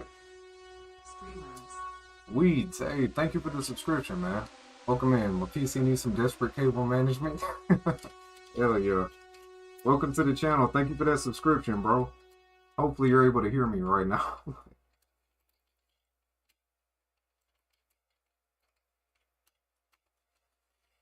Yeah, I know the camera quality is kind of trash. The setup is kind of whack. We don't usually do this. I cover gaming news. I do a lot of Fallout streaming, different gaming streaming. Got a little gaming podcast and stuff. It's kind of a one-off thing for now, but as I continue PC flipping, if you guys are into this type of shit, I may make it a thing over here. Anthropoly, Gears, you guys still with us? Eric Cable, man. For real. For real. I wish I was making the type of money to where I could do that shit. Just recently started getting monetized on YouTube, and I told you guys about the little nightmare I was just facing against Amazon and eBay right now, trying to get that whole situation sorted out. Okay, we're gonna hook that one up here. What's this? That's RGB. RGB to the side. This fan. It's gonna go up through here. Up through there. And that's gonna connect here. Okay. Let's work out any slack in this one. Put that up out the way. Telling y'all, this is the worst part about PC building, without a doubt. Cable management absolutely sucks.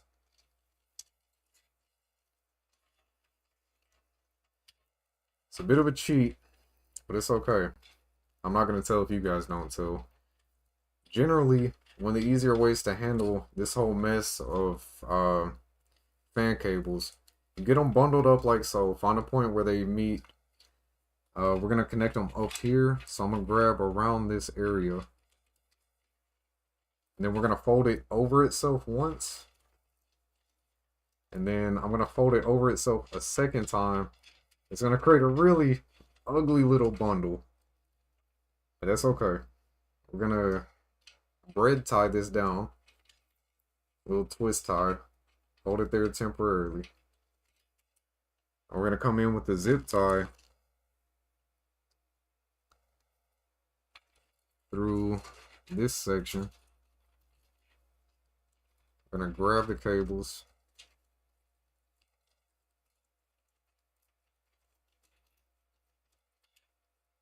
We're gonna loosely hook this one just like we've been doing the rest of these. Let's see. You're gonna raffle this PC? Jesus. I just said I'm broke. Hey, maybe when we hit that 10K mark, I'll see what I can do. It's 5:24 in the morning in India. Nice. It is currently what, like it's 8:55 a.m. my time here in South Korea currently. Honestly, the audio is not better. Okay, cool. Appreciate that. Nothing better about a setup. Thank you. Gonna raffle this off. Do you still live in Japan? No, we visited Japan. We're currently living in Korea though, bro. Damn, yeah, I thought I recognized your name. You were around like some months ago. See, you've been a subscriber here for a while. I thought I recognized your name, but I wasn't entirely sure. I didn't want to sound like a dumbass. How you been though, man? It's been a little while since I've seen you. Can you place the camera that's behind the stand-up light to the other side to see how you're working on the wire? Oh, this one. Is this the one you're talking about? Or is this the one you're talking about? You wanted it around the front of the case? Well, okay, yeah, that came in kind of late. They go through the inside of the case. Here, I could take you around real quick. So, oh god. Well, yeah, we still got work to do over here too. So, yeah, these front fan, these connectors still gotta go. Oh my god. Oh, these cameras are so shit. Oh shit. find yesterday. Oh damn, bro! Happy belated birthday! Everyone, please wish my man. I'm just gonna call you the collector. Wish my man the collector a very happy belated birthday. Appreciate you stopping back by, bro. That's dope. How did it go? How was he? Hopefully it was great. So these cables are from this rear exhaust fan.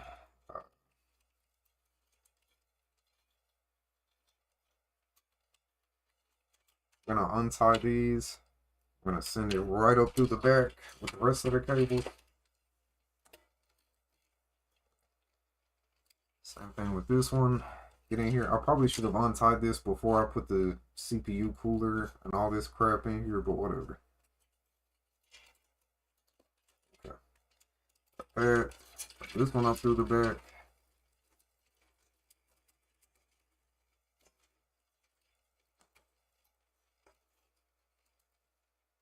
Want to pull out any slack. You want to have everything as nice and neat as possible. I know it can get hard to keep this kind of shit neat, but make it as clean as possible.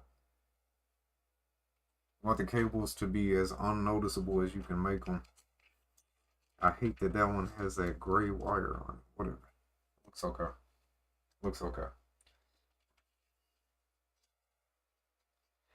Let's see. Yeah, that one, first one. Oh, the first one? God, well, we're here now. I can adjust a little bit. I hate that delay, Patty, my bad. I can adjust you some, though. We're gonna, I don't know, do something like this. Crap, this is all jacked up. This is all the way messed up now. Whatever. Whatever.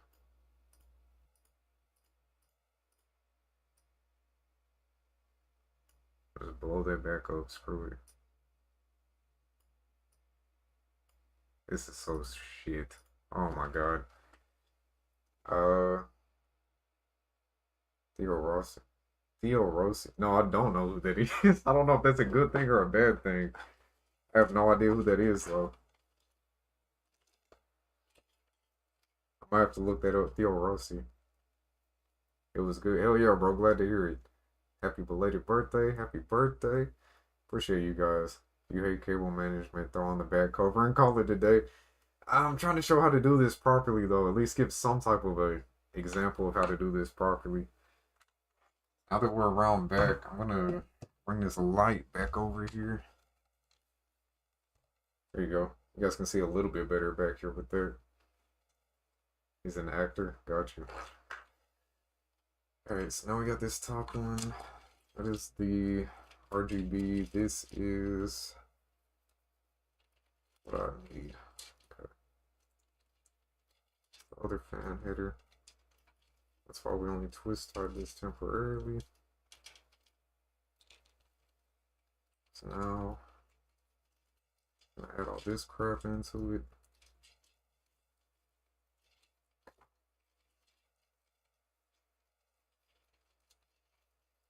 Alright. There's a big, ugly, jumbled mess of cables.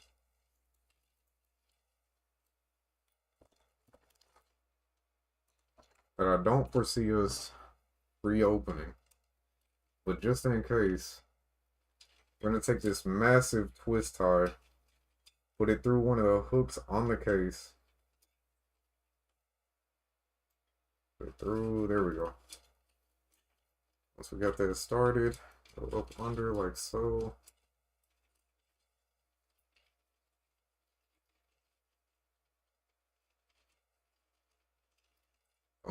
Okay. Now, I got the mess out the way. It's not a permanent solution, but hey, it's something. Making some type of progress.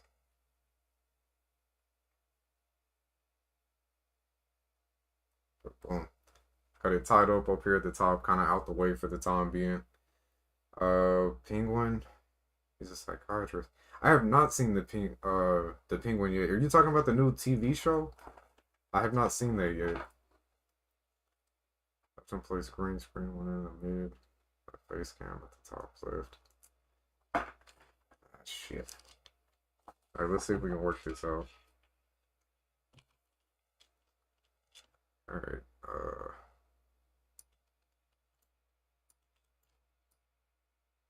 shit.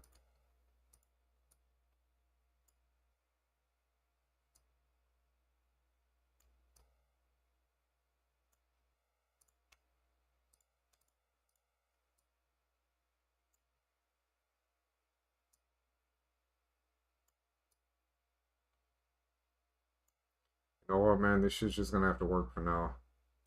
Hopefully you guys are okay with this. It's just gonna have to be okay for now. Screw it. Yeah, the new one I am Max, the Batman build. Okay, cool. I'll take a look at that, bro. I'm gonna have to remember to do that shit.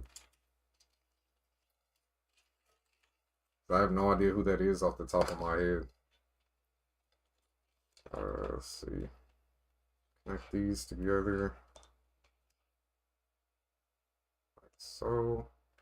I'm going to take this one.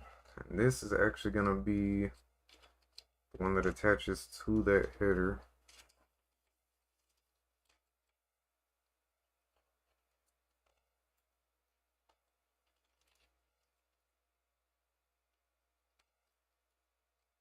So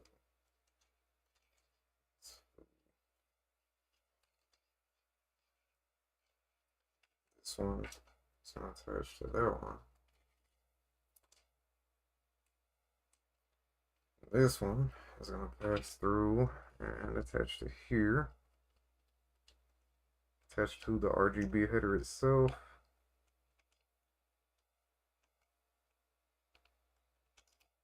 Oh, that angle sucks. Okay. There we go. Now we're going to do the same thing we did with all the damn fan headers. It's going to kind of stretch it out, fold it over itself a few times like so. It's not ideal. This is never the ideal way to do this, but I'm not trying to spend 2 hours perfectly routing all these cables like we were just talking about. So this is going to have to work.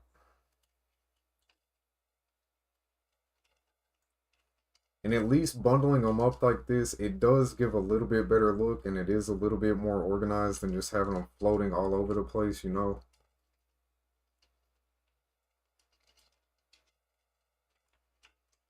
Again, this is not my best work, but hey, we're on a little bit of a time schedule compared to if I was just doing this in my free time.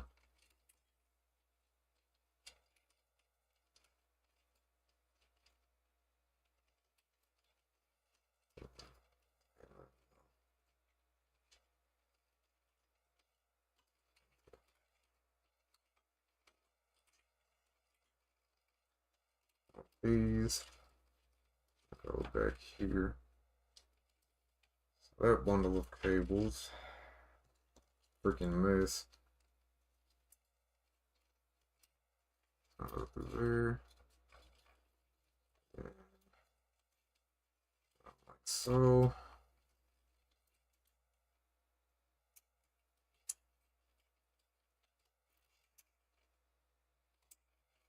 Cool.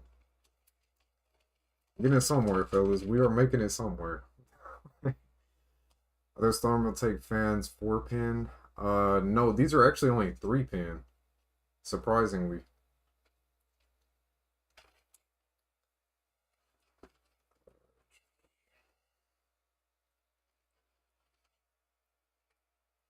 Okay, gonna need.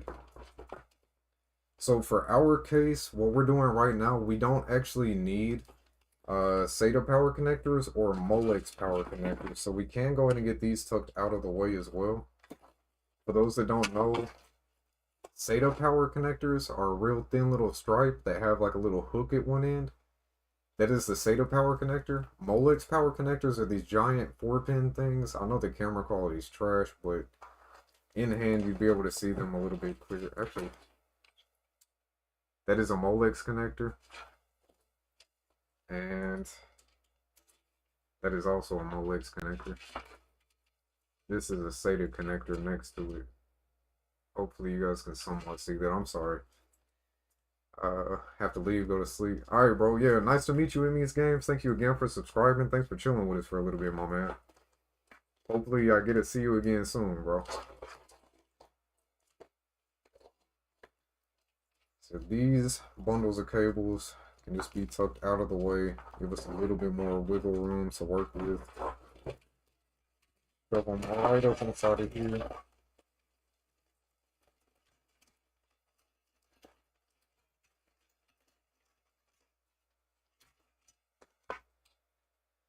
Again, if you guys remember, for those of you that don't know beforehand, 6 plus 2. What did the 6 plus 2 pins power? What does this go to?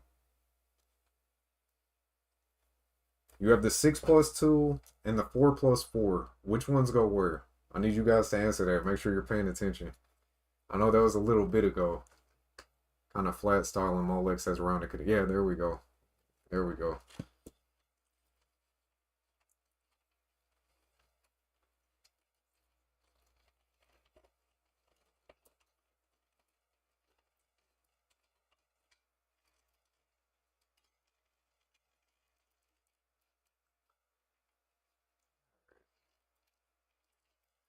Down here. The GPU is 6 plus 2. That is correct. GPU is a 6 plus 2. The motherboard, the top left side of the motherboard, is going to be the 4 plus 4. Very good, Anthropology. You passed today's quiz. You get the PC. No, I'm kidding. I'm only kidding, bro. Don't hold me to that. I'm sorry. Can't afford it. Boom. That's so. So yeah, hold off on that actually. Those are gonna be last. First, we'll get this one up to the motherboard. Route it around like so. 4 plus 4 going into the 4 plus 4. Oops. Make sure it is properly seated. Full click inside. And last but not least, when it comes to the cables, this is not the prettiest work, but we're trying to keep it somewhat organized at least. I'm not going for perfection right now. Nope, I didn't hear shit. In the stream right now. In the stream and take it down off YouTube immediately. GPU is 6 plus 2, exactly. 6 plus 2. Oh god, I forgot.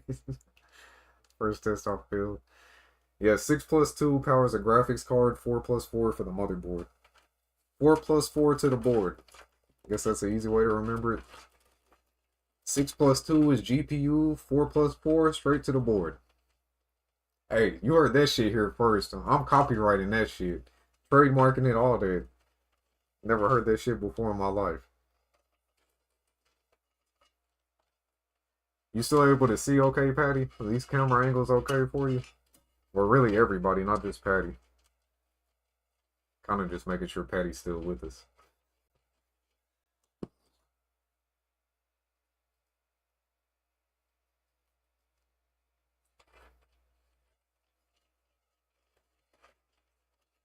I'll remember that for sure. Hell yeah.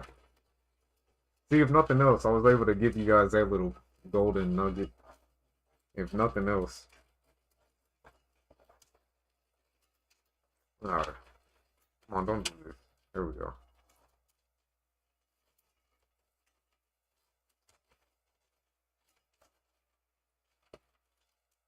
Now, we're actually going to go ahead and install the graphics card. That way it can hold those cables in place. We're going to get the 2 screws we need. I really don't want to get rid of this GPU, man. I've had this 1080 for so long. This 1080 Ti, it is such a beast of a card. It's such a relic. Like, this is a PC icon at this point.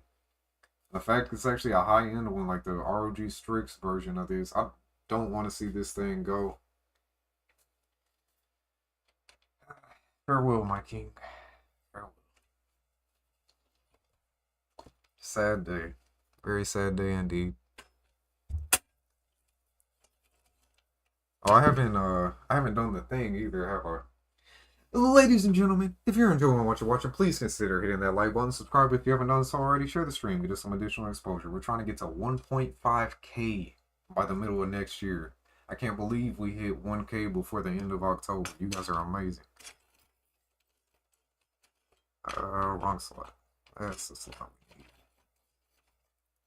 So graphics card installation, very simple. You line it up with the slot, give it a firm press. You may not have been able to hear that, but it did give us a very solid click, which is a very good sign. I'm gonna let it slightly droop for a moment. You don't want that kind of pressure on your graphics card or on the board for long, because that can actually snap the PCI lane.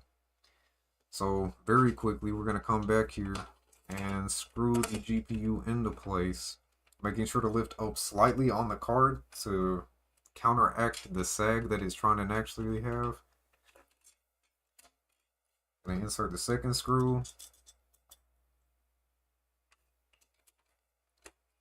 Again, lifting up, try to counteract that sag as much as possible. Tighten down firmly.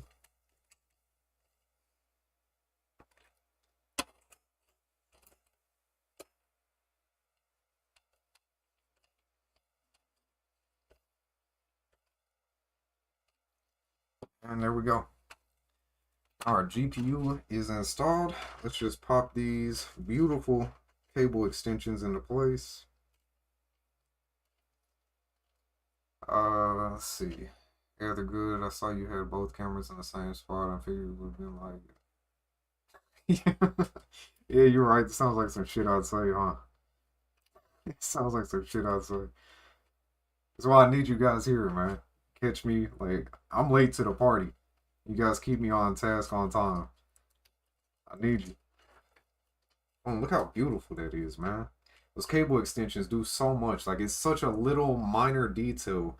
But the addition of those cables, just, God, look at that. With the fans, and then the, it's beautiful. Beautiful. Like a little $15 addition, but it made such a difference. And that's going to increase the value of this trying to resell it. And now, on the back, last thing left is we just connect the power cables for the graphics card right here. Boom, very solid, firm click. And do one more very solid, very firm click. Ladies and gentlemen, with all the nonsense out the way, with all the stumbling, all the fumbling, all the rumbling, and all the tumbling that we have done over the past hour or whatever the hell we've been live, we're now done. Cable management is nowhere near perfect. We're just going to ignore that shit. Now, one other thing definitely to note, before you reassemble anything, before starting to throw shit together, always do a test boot. Every time, 10 times out of 10, you just want to turn this thing on and make sure that it will turn on right now. So we're going to do a real quick power test just to make sure that it does have power. I'll plug this in. We're going to make sure that the switch is flipped. A single line means that you have a connection. The 0, it looks like an O. That means that it's an open circuit. It is not a closed circuit. So you want to make sure that the line is the one connected. Put this thing up. And hope for the best. She breathing? Where's the RGB? Is there RGB? Why is there no RGB? Oh, there's RGB. Yes. Okay. It's alive. Oh my God, it's alive. The RAM is alive. Yep, we're good. Okay. So we're going to shut it right back down.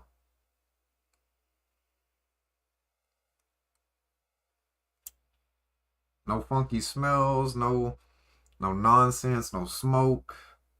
We're good. So we're going to cut it off. And now we can actually reassemble this thing. And I will show you guys a couple other things.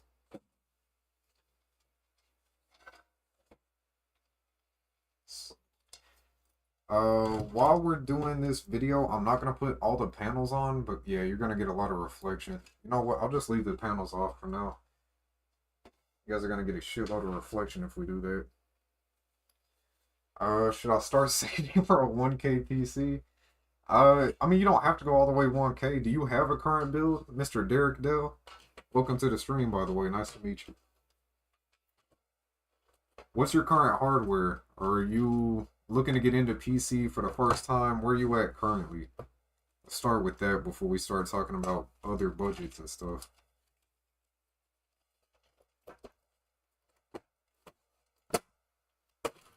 Shit, yep, okay. Rework some of this cable management real quick. Okay, now that's right.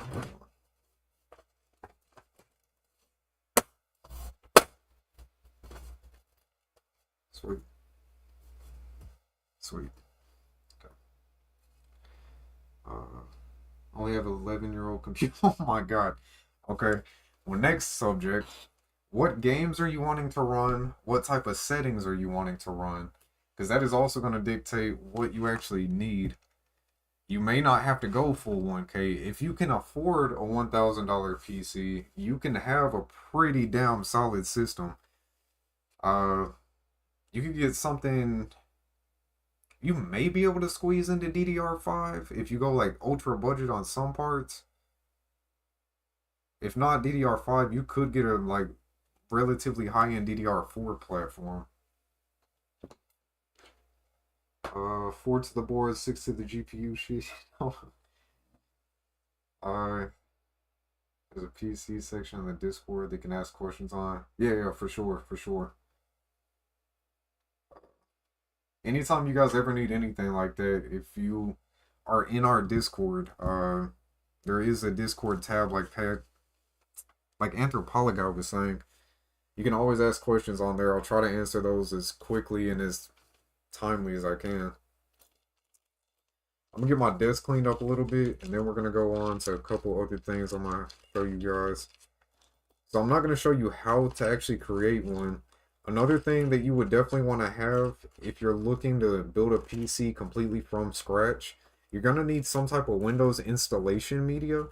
It is very simple to create. All you need is a computer with internet access. Like, you need some type of working computer right now, and a USB flash drive, preferably I think like 32 gigabytes at minimum. It might be 16 gigabyte. If you do a little research on Windows install media, extremely easy to create, but you're gonna need one of those to set up a PC from scratch and install Windows on it.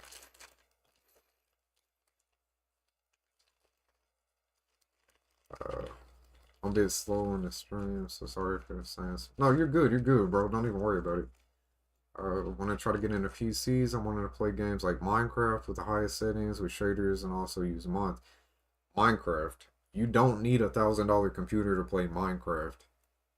This thing was like $650 to put together, and this would destroy Minecraft. Like, Minecraft is not going to be an issue on something like this. You could go like ultra budget. Okay, if you want to save as much money as possible, if you want to go as cheap as possible and just play like Minecraft and other light games like that, look at buying a used Dell Optiplex. A used Dell Optiplex, and then throwing in something like you could put an RTX 3050, really low end graphics card, but it doesn't require any residual power. It doesn't require additional power through these cables. It just plugs straight into the board, and that would get you a good Minecraft experience. You could get something like that total done for like $300, maybe $400 tops, if you want to go like ultra budget on it. Final PC test is running New Vegas without crashing. You know what? I'll make it happen. We'll do it. You know how I'll do it? Through my modding guide.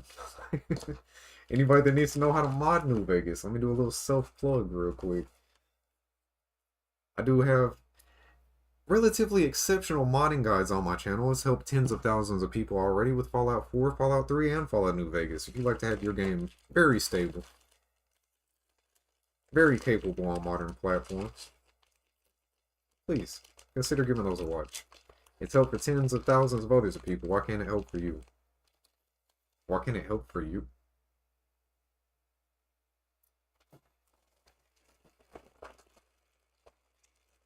Why can't it help for you? I really just said this shit.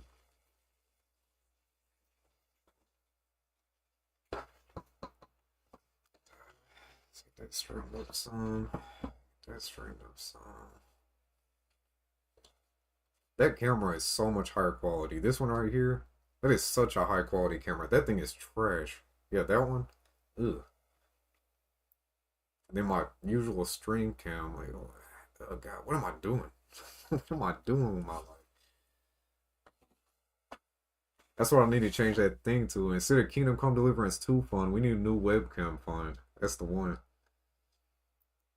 Also trying to give the PC a bit of future proofing because you know I don't want to. Okay, there we go. $1,000 will give you something that is relatively future proof that will be very useful for the foreseeable future. $1,000 would be a very good budget if you are able to achieve that.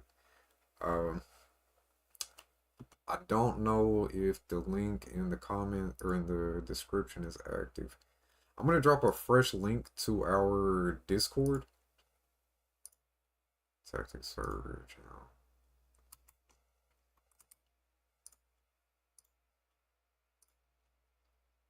I'm just gonna throw it in the chat actually. So yeah, I'm posting up in the chat right now a brand new link to the Discord. If you guys are interested, feel free to hop in there. Like I said, I usually cover more gaming related stuff over here, but obviously I'm into PCs as well. If you guys want to hop over there, if you have questions in the future, like you got some type of question about some build you saw online or like some type of pre-built system, if you don't want to necessarily build your own, I can kind of help guide you to the best of my abilities. You know, like I'm not be all end all when it comes to this shit, but I have been flipping and selling PCs for the past like almost 5 years at this point. Got perfect 5-star ratings on eBay and Facebook Marketplace, if that means anything to you. Like I've got I don't know, dozens of ratings, dozens of feedback. I've been doing this for quite a while. Kind of fumbled around on this. I'm not used to doing it on stream, and I usually have all this set up in my workbench area instead of trying to bring everything in here. But trying to teach you guys a little bit, trying to do something offbeat, something I'm not used to.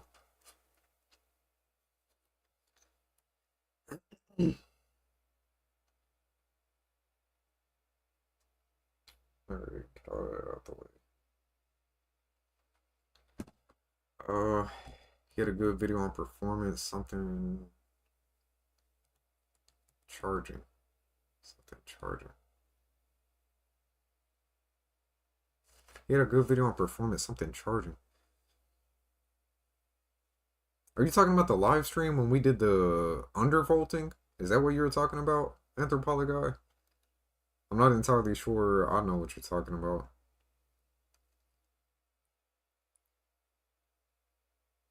Hell yeah, bro, for sure. For sure. Just give it time, Derek. If you're wanting something that can actually last, definitely don't rush it. Definitely do some shopping around. Look around used parts on eBay, used parts. CPUs are relatively like safe to buy used. CPUs are one of the components that usually last longer than almost anything else. Buying a used motherboard, buying a used CPU. I'm running daily driving a used graphics card. I've been running used graphics cards for like the past 5 years. Or no, I'll take that back. Like the last 3 years, I had a used RTX 3070 Ti that I had in my PC for a little over 2 years with no issues, and now I'm running this 3080. Charge, volt, same shit, right? Yeah, yeah. We could look at actually undervolting this thing too. If we're doing all that, I need to get this shit moving.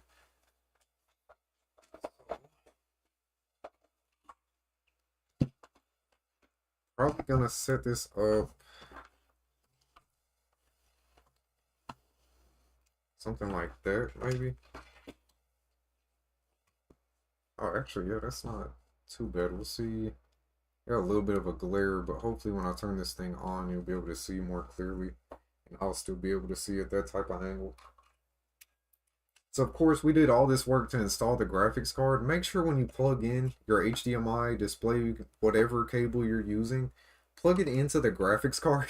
Like, you'd be surprised how many times I've sold a system to somebody and they went to try to hook up the HDMI up into the motherboard, which is gonna run off of the CPU's graphics unit.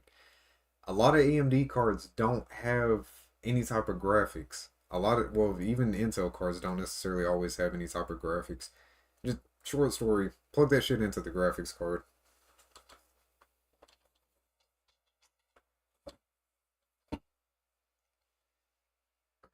Got power, and let's kick this thing on real quick. Oh, whoops. There we go. Yeah, she's alive.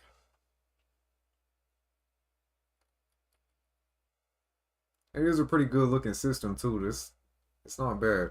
This case is a very good option. I love this thing for making budget builds like this. Absolutely love it. Okay, that's fine. We're gonna grab my installation media, which I should have had ready and I don't, so I'll be right back again. Actually, is it in here?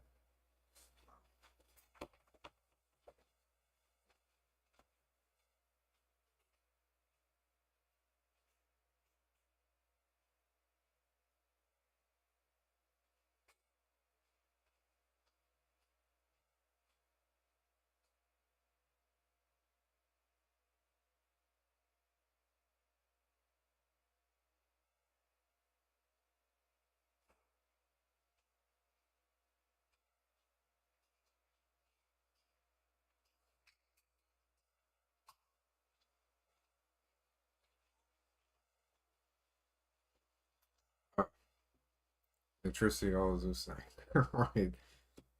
You gonna stream tomorrow? Like talking and kind of just chill. Oh hell yeah, bro! I'll be streaming. I usually stream. What is it? Stateside Sunday to Thursday around 6:30 p.m. is when I usually go live. Um, that's early in the morning here in Korea. I wake up at like 5:30. I usually start streaming around 6:30 to 7:30. So yeah, like 6:30 p.m. Eastern Standard Time, Sunday to Thursday, sometimes further into the weekend as well.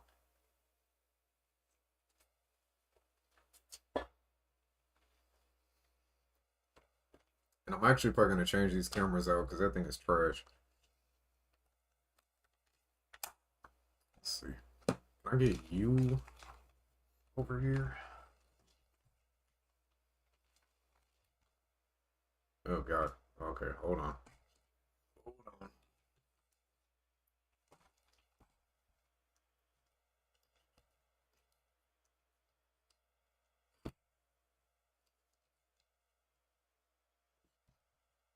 A little bit clearer, but now you got even more of the glare. Oh God.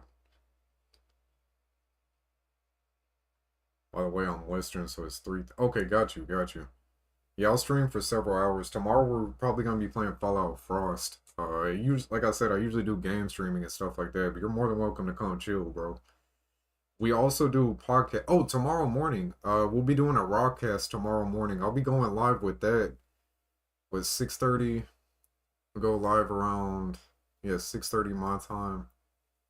So that would be 5:30 p.m. stateside. So it'll be like 2:30 p.m. your time. Blue and I will be going live with a broadcast. We talk about gaming news, gaming related topics, whatever's going on in the industry, whatever major events are happening. We do talk about that. You're more than welcome to join that one as well. We always interact with whoever's in there chatting with us, you know. Always love the engagement.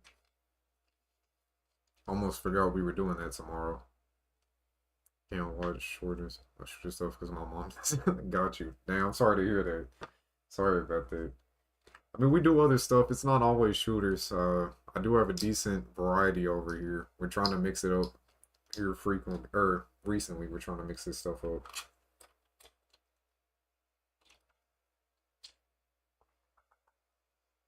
Oh God. I was not prepared for this at all.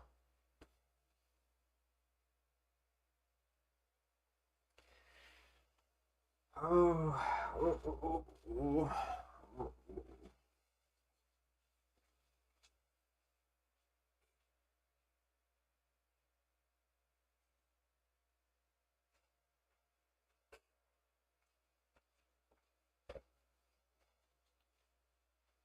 Oh my God, you can't.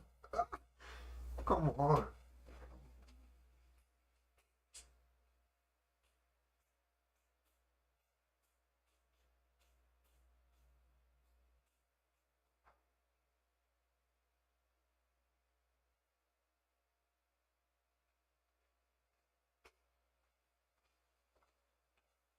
Okay. One more time. Back again. Say one more time, like 6 more times. I might be there. Also, yeah, no worries, bro. No worries. Again, if you can't join up with the Frost stream, like we are doing that podcast as well. If you want to hop into that, love to see you there either way. I appreciate you stopping by though, man. Okay. I'm gonna get you down San Francisco. Yeah, we'll see. I wouldn't hold your breath. Keep previous. Will not enable new CPU. Yes, sure. Is this thing on? No, it's not.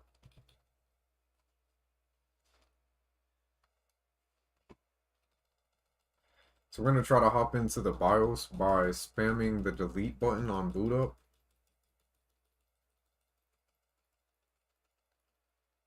And it's running slower. Let's see what you say. My computer is dying. My mom had a weird noise coming from it. She went to investigate and it was hot. So yeah, some type of overheating issue. When's you said it's a relatively old computer. I would definitely look at just replacing thermal paste and doing like a little blowout, completely cleaning the dust out of the thing. That is definitely a place to start. I'll try to turn the lights off, see if I could get a better angle on this for you guys.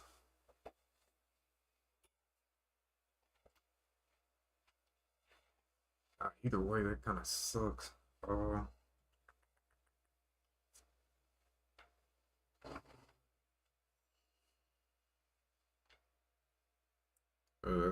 That's rough.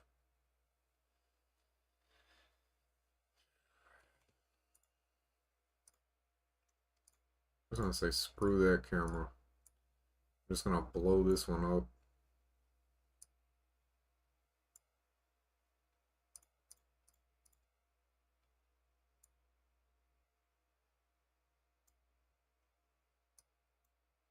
There we go. That will work for now. Screw it. It's really whatever. This is saying that the BIOS was reset. It's like 11 years old and no experience. Also, my mom's computer on a reset about taking apart something. It's better. I mean, yes, something is technically better than nothing, but if you don't fix the overheating issue, the computer is gonna die. Like without a doubt, it's gonna actually die.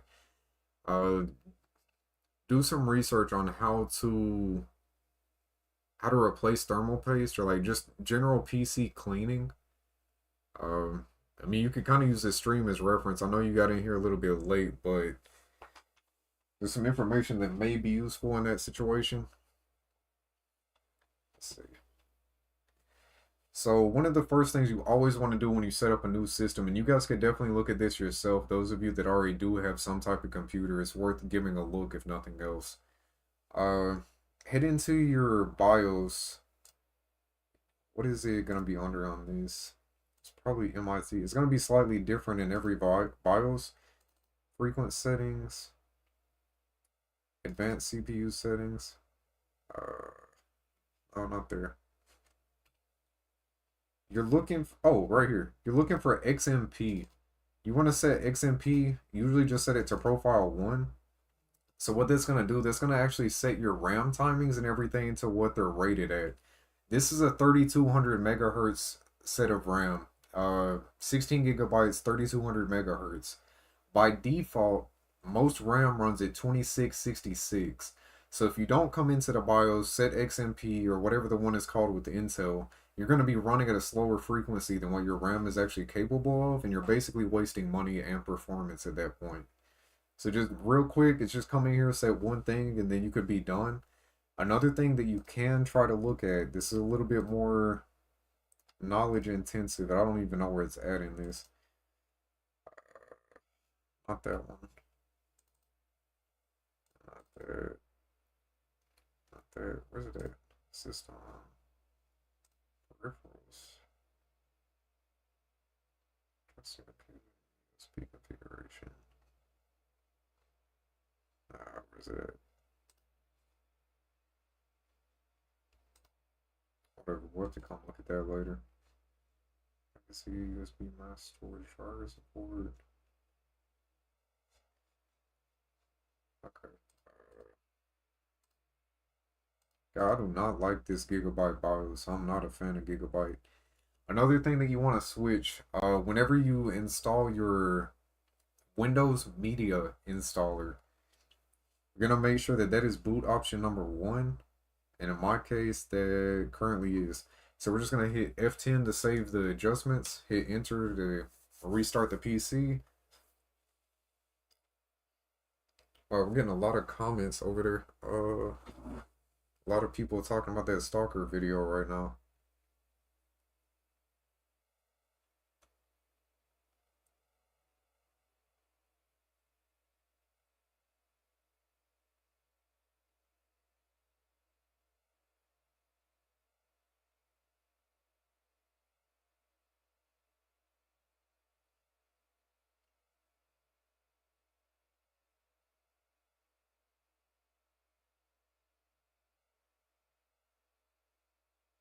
Hell yeah, bro, that Stalker video is actually starting to get some engagement.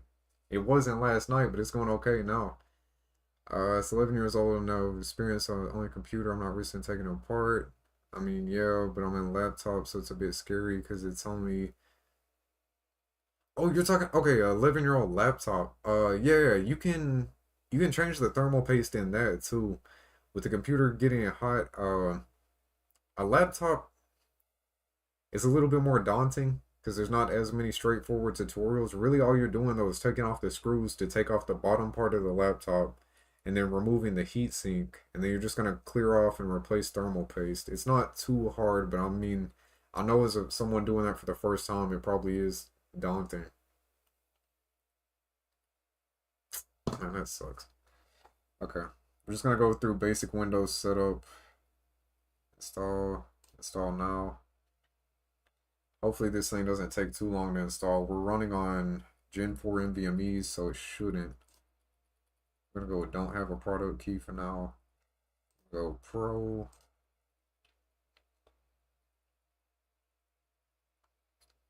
Yes, I accept. We're gonna go. Oh shit. Now with custom install, select that drive. That is our 2 terabyte NVMe. You know what I could do? Hold on, I'm gonna fix this to where you guys can actually see it. We're gonna get this shit sorted out, right? Got you. I'm here for you guys. Just remember this.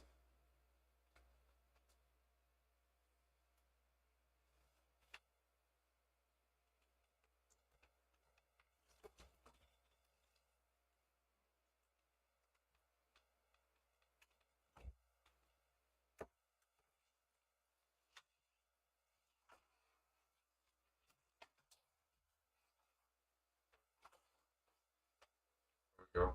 Here we go.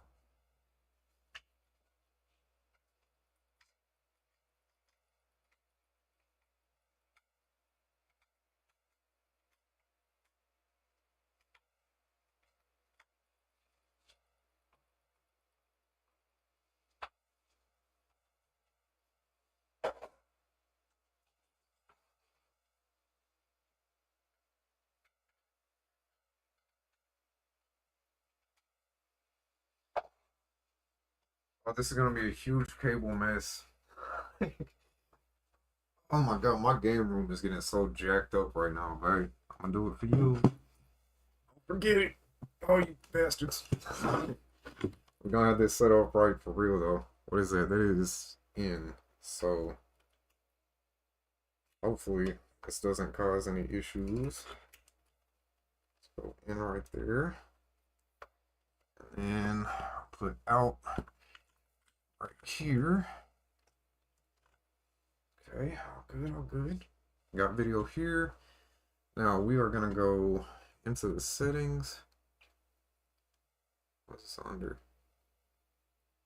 Add a source. We're gonna go video capture device, add source, and we need Ugreen. Add it. Come on. Come on. What do you mean no signal? What do you mean no signal? I got the signal right here. Damn it, you green.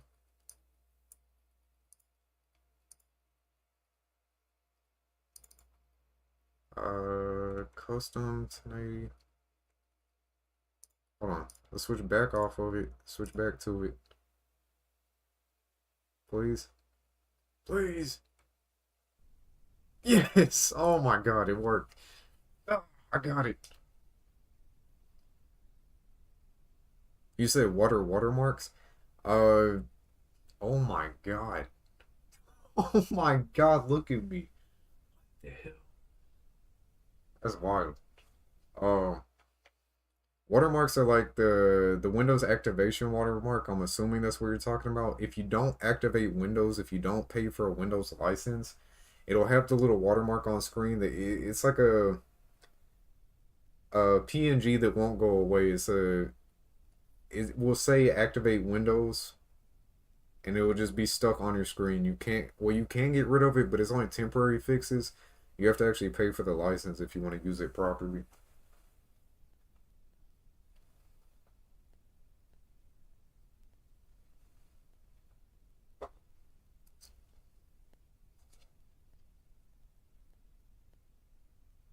Once we get this set up, I think what I'm actually gonna do, instead of going through and actually installing Steam, installing all these games and waiting for all that shit, you guys cool with me just swapping out my SSD from my spare PC and throwing it in here?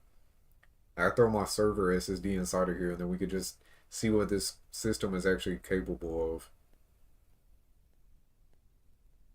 Yeah, pretty much. It's gonna be on your screen no matter what you're doing. That's the negative side of not actually activating Windows. Whether you're playing games, watching movies, just sitting at the home screen, it's going to be stuck on your screen regardless. Oh shit, I didn't unplug it. There we go.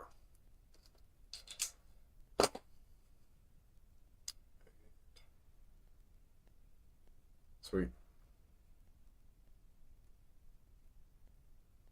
Sounds fun. Okay, cool. That's going to save us a shitload of time by doing that. I am going to finish this real quick.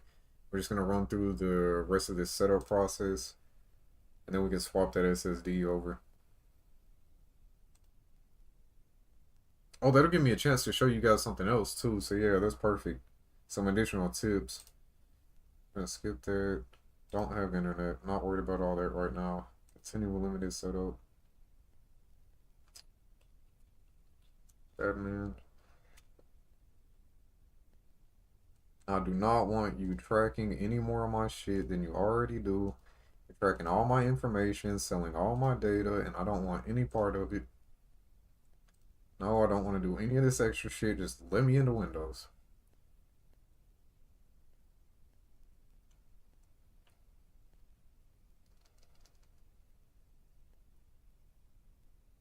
Yeah, no matter what.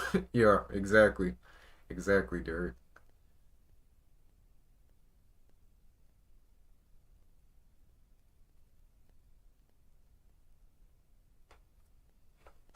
Ugh.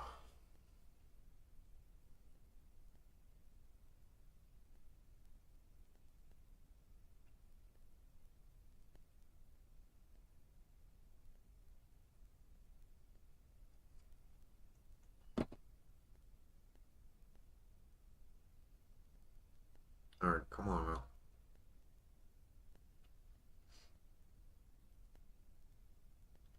My computer swaps for is 200p instead of 1080p. Nice. You know how to swap that back?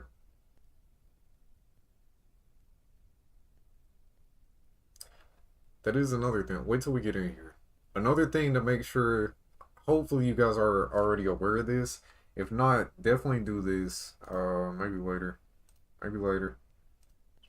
So, on your home screen, right click, go to display settings, scroll down to display resolution. That will, I don't have actual drivers installed, so I can't actually go up to 4K, but just as an example, you're going to set it to whatever your base resolution actually is. If you go down to advanced display settings, oh my god, I can't do it because we're not on the actual, okay. Hold that thought. I'll show you guys that in a second. I'll show you guys that once we swap over this SSD. Autism strikes again, my friend. It's the gift that keeps on giving. Spreading autism worldwide, ladies and gentlemen. Autism worldwide. Switch you. Put it out the way. How is everybody today? You guys okay? You enjoying this little shit show that I got going on? I hope so.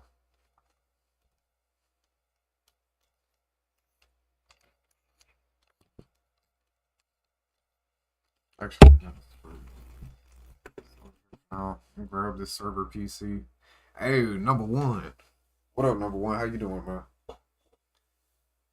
Swap the res and the hurt. Yeah, exactly.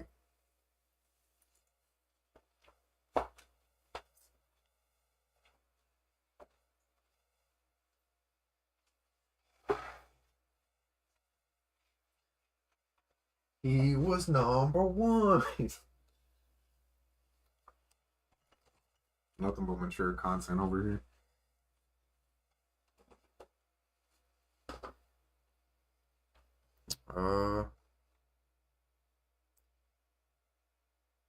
Can you add me? Yeah, I dropped the link. It should have been in the comments. I could drop it again real quick if you need me to.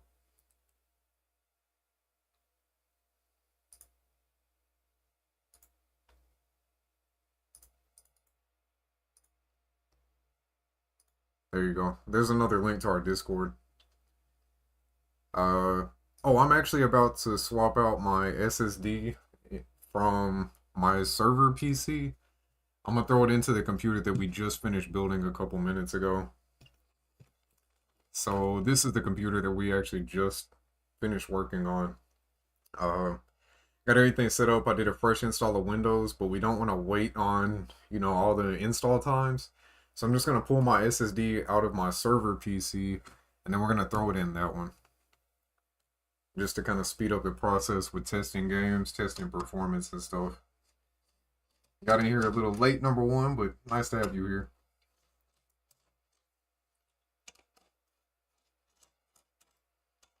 I know it was probably confusing as shit, and I know what's going on right now.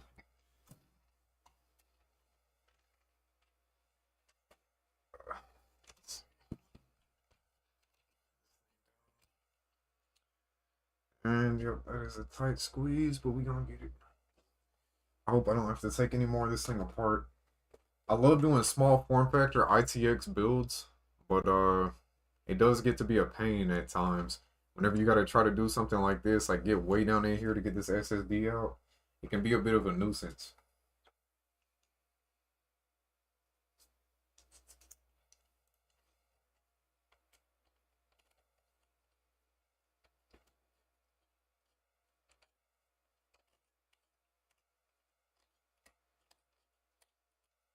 And this is not the magnetic tip. Oh my god.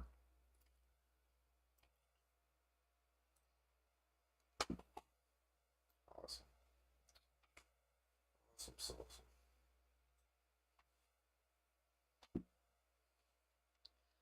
Well, how you doing, Derek? I mean, shoot, not Derek. Number one, how you doing, man? It's been smoother stream than most. Thanks, man. Thanks. Smoother stream than most. Dude, get the hell out of here. I don't need this shit right now. You're right. I'm not saying you're wrong. I don't need this shit.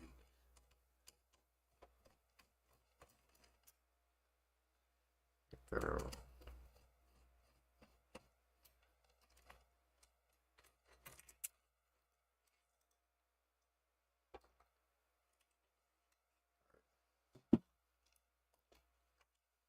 Pain in the ass, man. Think you're ever gonna get like high-end brand new parts for the best PC ever? I mean, maybe. Like I was saying earlier, I have a pretty damn solid system. My main rig that I'm streaming off of right now is a Ryzen 9 5900X, 48 gigabytes, 3600 megahertz RAM, RTX 3080, 4 terabytes of Gen 4 NVMe storage. It's a Crucial P5 Plus. Yeah, Crucial P5 Plus drives. It's got a 850 watt. Oh my god. Shout out to number one. What up, man? Welcome to the stream. Welcome to the channel. Nice to have you here with us, bro. Always a pleasure. That thing is loud and obnoxious, huh? Jesus. That thing is loud as hell. Welcome to the channel, my man. As far as like brand new, I don't know. Only time will tell. Like my entire PC minus the graphics card is actually brand new. I did use the used RTX 3080 because I wasn't trying to pay brand new prices for that. That's ridiculous. The only card that I'm interested in right now, outside of what I currently have, I want to get a RTX 4070 Ti Super. You're talking about 3090 levels of performance, but way less power draw. Like, that thing is insane, man. 4070 Ti Super is absolutely nuts, especially for the price right now. It doesn't really make sense to get much else aside from that.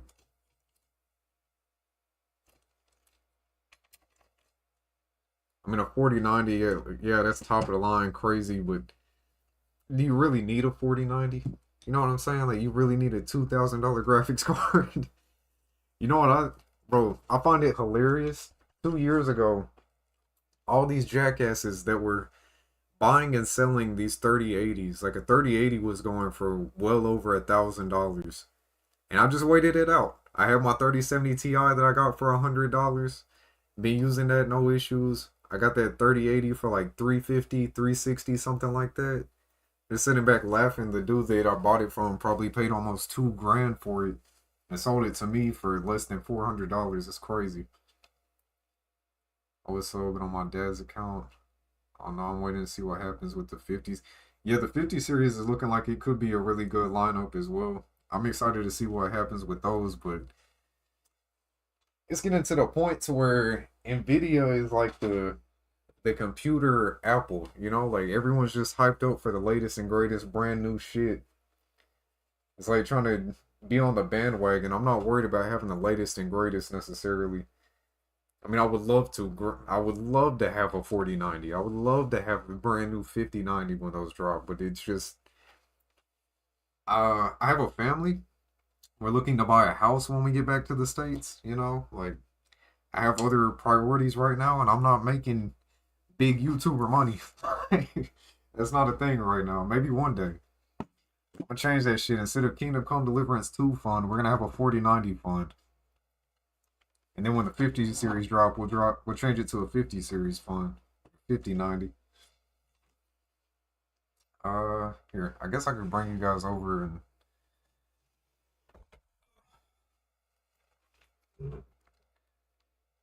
video alpha stuff. Yeah, I agree. Not an Apple fan. Yeah, you're still not gonna be able to see shit. I gotta get a better camera.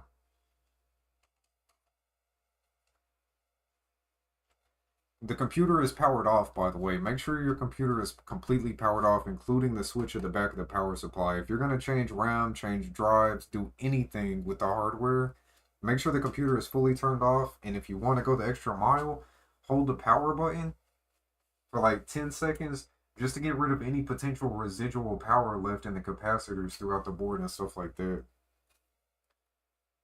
Want you to make big YouTuber. Thank you, bro. I do too.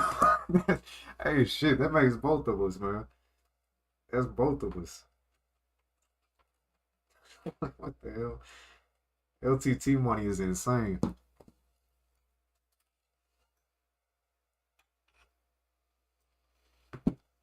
One day, right? Something like that. God, this thing does not give much room. Trying to do it the lazy way without removing the graphics card. Alright, let's get that drive out of there. I'm gonna throw in this Crucial P5 Plus. This is only a 1 terabyte drive. And it doesn't have too many games installed because this is also the boot drive on that system, but it's alright. Make it work. I don't even know for sure what games are installed on there, but we'll have something to test this shit out with at least.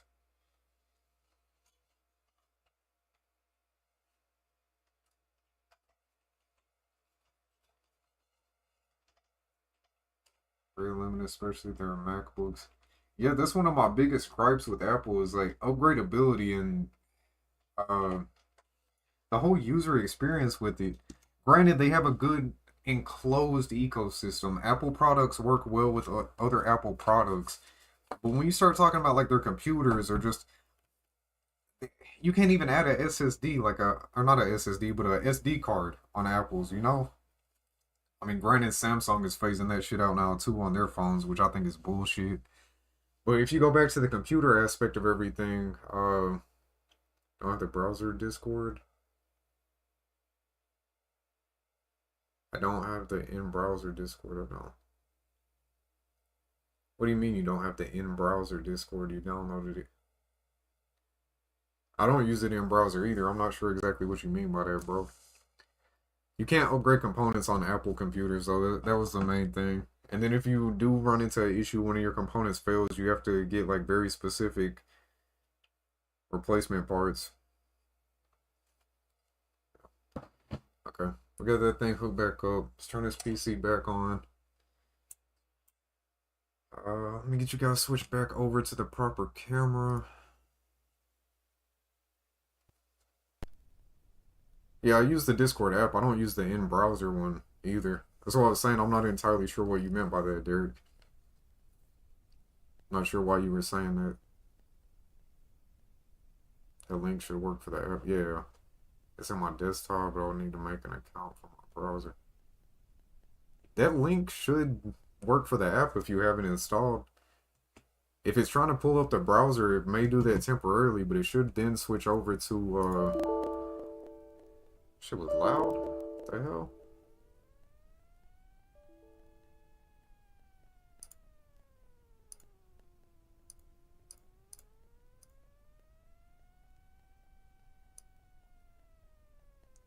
I'm just gonna make myself smaller, throw me up higher in the corner, because you guys don't necessarily need to see me right now anyway. Got this crap out the way. You guys want to help support the channel, don't forget the subscribe button down there below. There is a super chat button. We currently have a boss that is going undefeated at the moment. You can defeat the boss. Oh shit. You can defeat the boss, which is currently Kevin. By subscribing, every dollar sent through super chat counts as 300 points. His health is currently at 700. Gotta knock him down. Somebody else can become the boss of the stream. Let's see here. This is not the best map to play on either. We're just gonna make this shit work though. I'm not gonna worry about getting everything completely optimized right now. Oh, you guys saw my password. Cannot establish. Oh, yeah, we don't actually have an internet connection right now, huh? No thanks. Close. Okay, display settings. We are at 4K, but we're gonna run this. Actually, we're not even gonna run 4K. We're gonna run 1080p just for simplicity's sake. And we are also gonna go to advanced settings. Make sure you guys do this. If you get a new monitor, new computer, whatever, Windows does not automatically set this up for you. It usually defaults to 60 hertz. Go into here. This thing is capable of 120 hertz, so that's what we're going to go for on this current monitor I'm using. Make sure to set that as high as you possibly can just for a smoother experience. Because if you have, like, for example, my 144 or my 240 hertz monitor, when I first hook it up to a PC, it defaults to 60, and that's limiting what you're actually capable of. Let's see here. Let me, whoa, what the shit? What is happening? What is that? What the hell? That was a new one. Shit got wavy.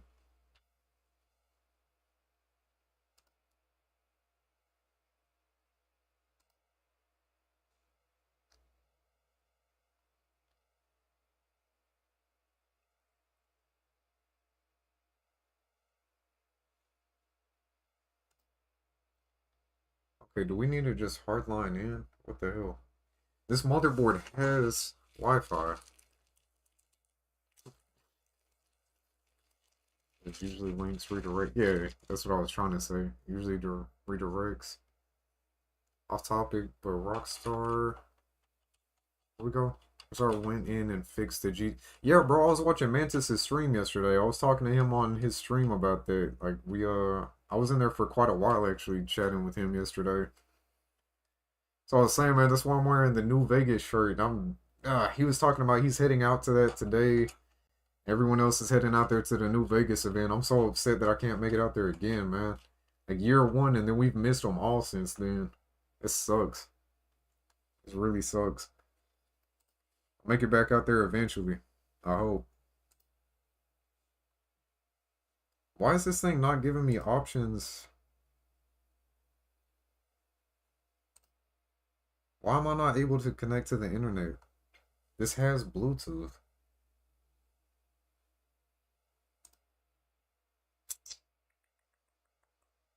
Oh my god, okay. Uh, Give me a minute. I gotta find an Ethernet cable so I can hook this up to my LAN. Oh my god. Okay, computer screen started tweaking. Yeah, for real. Anthropology, I hope that I can meet you out there one day. That would be sick as hell trying to meet you guys out in Good Springs. That's been a goal of mine since I really started picking up this YouTube shit. It was sick getting to make it out there for that first event, really getting to have the time to meet Mantis and shit. But now that I've developed a little bit more over here, it would be nice to get to meet you guys, you know? That'd be sick as hell, man. You do like a screen record or something. So yeah, I'm going to. I'm gonna switch back over there. I gotta get this internet situation resolved real quick. That's I can't download the Wi-Fi drivers without first having the internet connection. So I'm gonna have to find this LAN to get hooked up. Like, give me a second and find this cable. Yeah, there you go. Little bit of a YouTube delay, but we're on the same page. Got Anthropology. Oh, this is the smoothest stream. Yeah, alright. Dude, sawed off. Sawed off. It's going smoother than usual. Fucking jackass. His office is not big enough for this shit. Here, you know, screw it. I'm gonna show you guys what I'm currently working in right now. Actually, no, I'm not. It's gonna slow us down even more.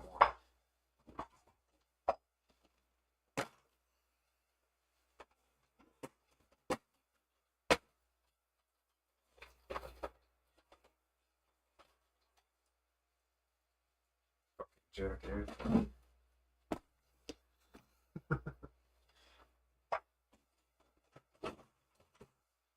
Think this shit's funny.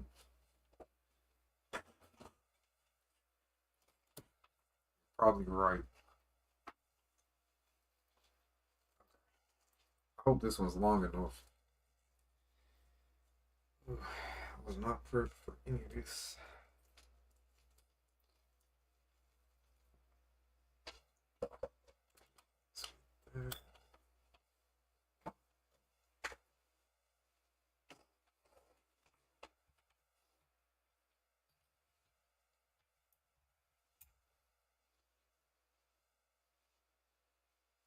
Watch that be a bad Ethernet cable. I'd be so upset. Oh my god, I'd be so upset. Kind of wanted a room tour. Uh, See part of the game collection back here. Very small chunk of it. I got plenty of stuff covering that on the channel as well, if you're interested in gaming. Got a pretty massive collection. I got a shitload of Ethernet cables, bro. I do a lot of tech shit on the side. I just haven't really done much of it here on the channel in the past couple of years. Okay. Oh, wait, what? What?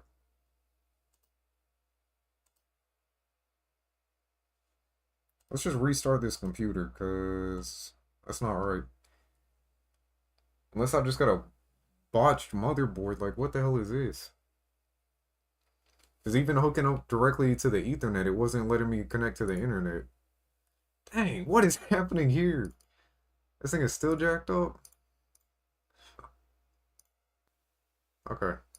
Dear Lord.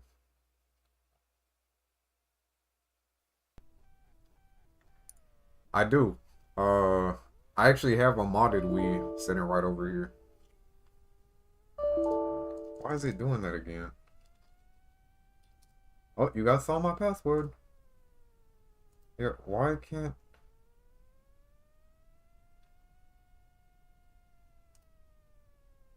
Okay, let's... I don't want to do that, but let's just see what happens.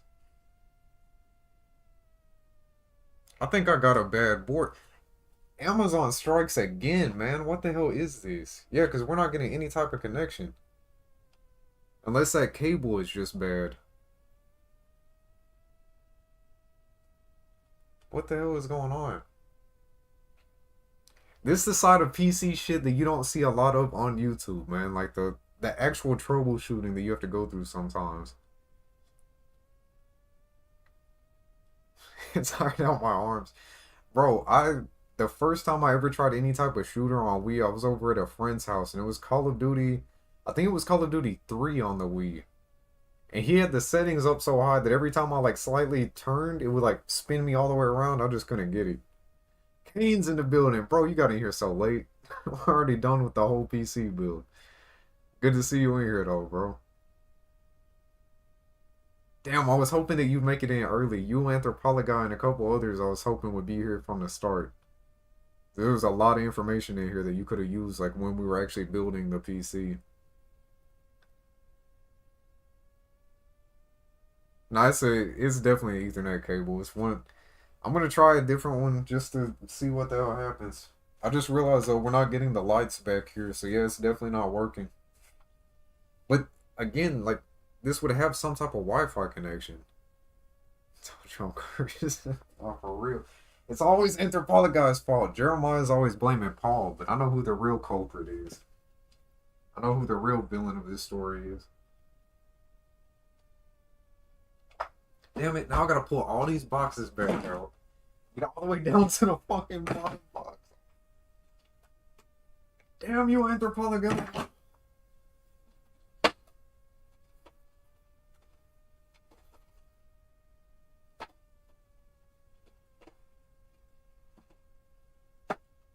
We get the big old 100-foot Ethernet cable out here. You guys probably can't even tell how jacked up that thing is. It's like a 50 or 100-foot. I can't remember which one that one is. Actually, screw it. I know that shit works too. Let me just see what happens. Oh, dear Lord. It's ridiculous, man. This is ridiculous. The shit I go through to give you guys pleasure. Pause. Time out. Time out. Hold on. Never mind. Rewind. Don't click that.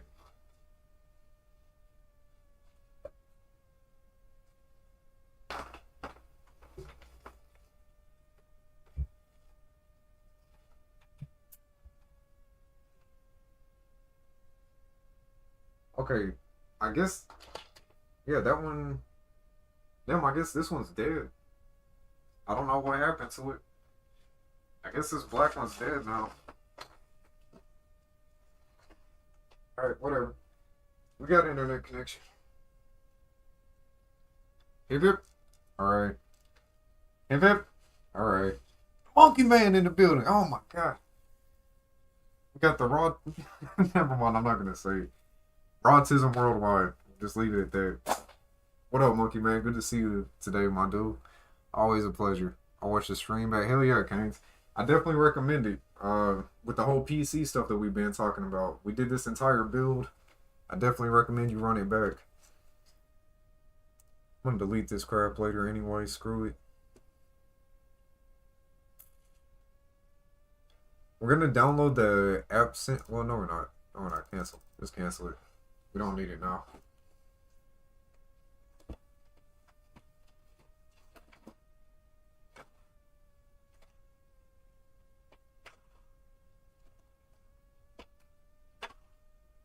Now the real question is, what do we actually have installed on this PC? Because I really do not know.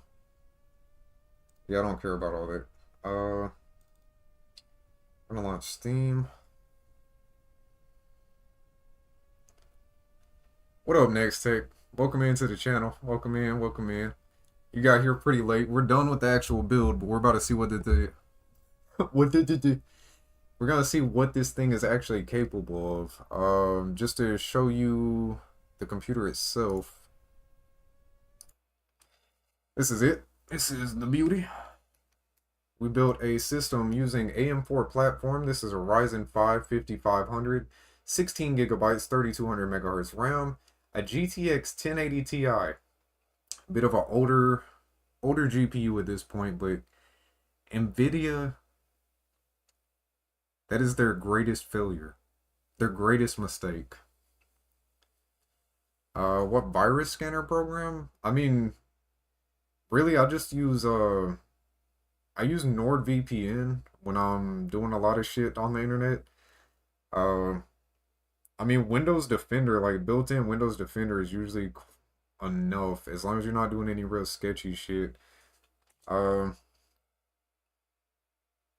I mean, to be honest, man, all the different antivirus software and the virus scanning software,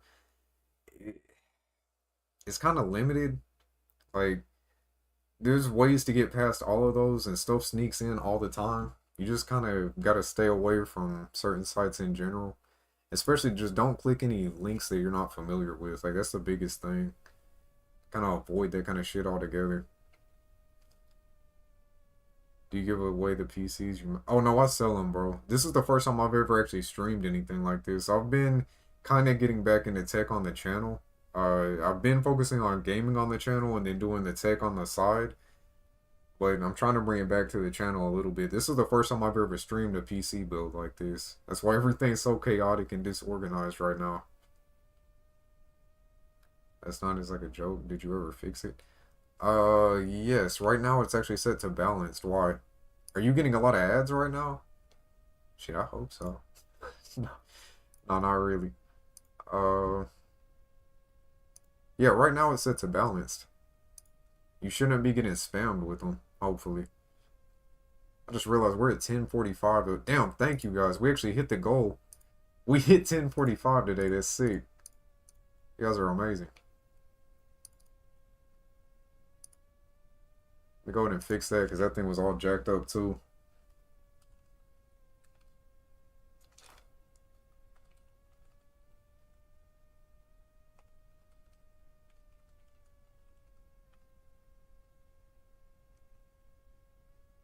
Shit. Shit.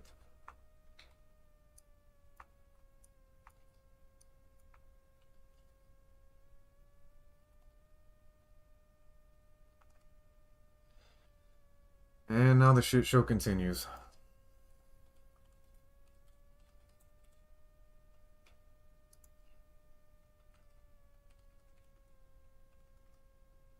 Alright. Boom. Damn, thank you guys for that. We actually hit 10:45 on stream today. That's insane. You really want to get into this? Hell yeah, bro. I gotta add like every 10 to 15 minutes. That seems aggressive. That's what we were looking at yesterday. It's like all the YouTube settings for how they throw up ads seems to be jacked up right now. Aggressive made it to where it threw no ads. Minimal set it to where it threw the most ads. It's on balance right now, and you're getting them every 10 to 15 minutes, which is wild. You never get ads any that. Whatever, man. I don't know. I don't know. YouTube just does whatever the hell YouTube wants to do when it wants to do it. Alright, here we go. We are in. I don't know what is actually installed, so let's give this a look. Not that. Storage.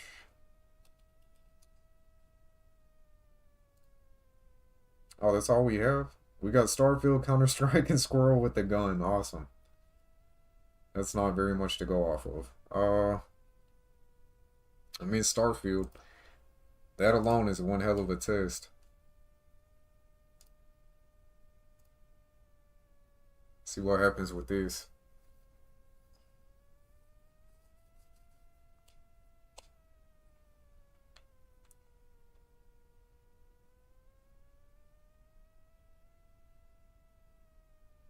Canes doesn't want you to eat. Yeah, I'd be like that, man. It's jacked up.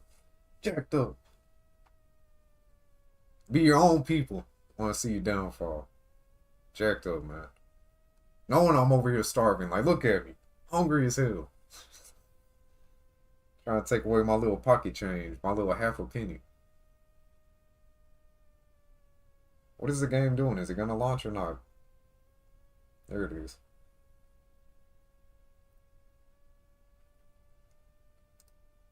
Alright, I'm going to turn this toward me since you guys don't actually need to look at that anymore.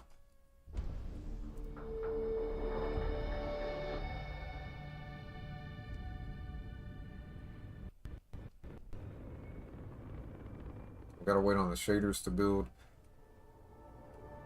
While this is actually running, let's pull up.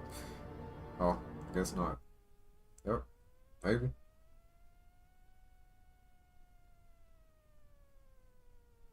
This is not a good sign. I don't know why this whole thing is feeling so unresponsive at the moment. The CPU is pegged at 100% though.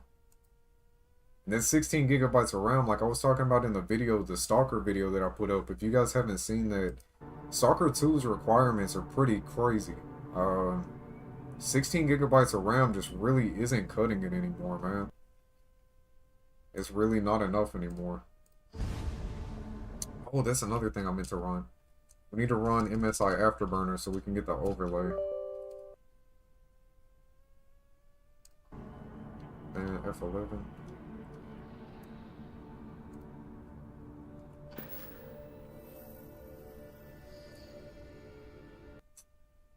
Of course. Alright, let me exit back out of this. We gotta restart real quick. Oh, I don't want to update. Alright, there we go. We're good now. Got any advice? I keep joining a Roblox game, but it's just not loading. I have no idea anything about Roblox, man. My daughter loves Roblox, but I have never touched this stuff. I know absolutely nothing about Roblox. I mean, if it's connection issues, that could be such a plethora of things. Like, check your general internet connection. Start there. Is your internet connection itself solid? Alright, we're gonna hop into settings. We're gonna go to display. We are running full screen. We are running... It's currently set to medium settings. Render resolution is set to 67%. With FSR3, 4 times anti-aliasing. Alright, we'll keep it at that, see what it does, medium settings, like that. That one, I think. Maybe.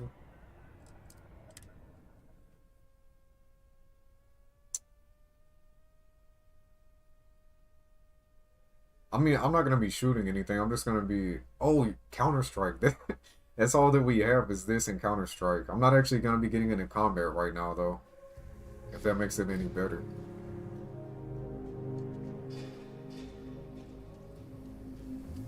Alright, so. Pull up MSI Afterburner. Restart it. Eesh. This is such a graphically intensive game, man. Like, this is not any slouch of a game. It's so poorly optimized, too. Not only are we going to be held back a little bit by this GPU's age, the RAM limit is like really close. It's kind of uncomfortably close to using max RAM. I mean, all in all, this isn't too bad at medium settings, but we are only at 67% resolution scale using FSR3. So we're probably running this at like 720p and it's upscaling to 1080. This is not ideal. It doesn't look bad. I've definitely played it in worse. This is where FSR really starts to show though. If you look at that guy's reflection in the puddle, look at that puddle, how jaggy and like, that looks terrible. That's due to FSR though. That's not because of the card itself. FSR is not anywhere near as powerful as optimized as DLSS. But because this is not a RTX graphics card, this is a GTX card, we can't actually use DLSS. Very unfortunate, but it's kind of one of the drawbacks that comes with stuff like this. Like, generally, the puddles look pretty good, the reflections look pretty solid. It doesn't look bad by any means, but certain things like that shadow reflection is terrible. One thing that we can kind of take note of, hey, look at her face. I want you as we start to back away. Oh crap! I need to find someone to stand this too. You. Crap. Security guard. Okay. So all the detail in his face currently, and then as we start to back away, let's see how far we can get before he turns to mush. Actually, that's not bad. It's still maintaining... Yeah, the picture quality really is not that bad in this. It's not that soft. To be honest, that water reflection is probably the only, like, real bad thing that I've noticed so far. And although we're not getting 60 FPS, it is still maintaining a relatively smooth FPS. 26 is the 0.1% low. That means that just for like a single frame at some point, we drop down to 26. But all in all, it's staying above 30. It's staying right around that 40 mark on average. That's pretty solid. If you want better fidelity and are comfortable with playing higher settings, 30 FPS, you may be able to get away with mixing high and medium instead of just straight up medium. But with a system like this, I could definitely play Starfield like this.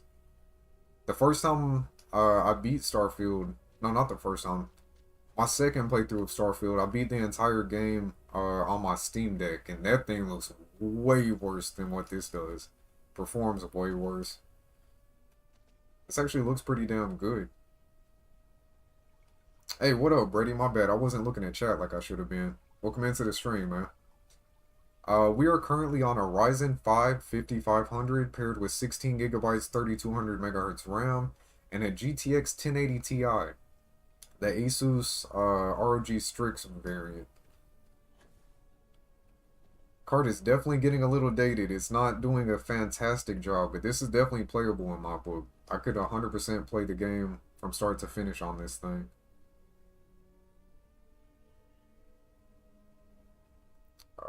Guess we'll go ahead and quit out of here.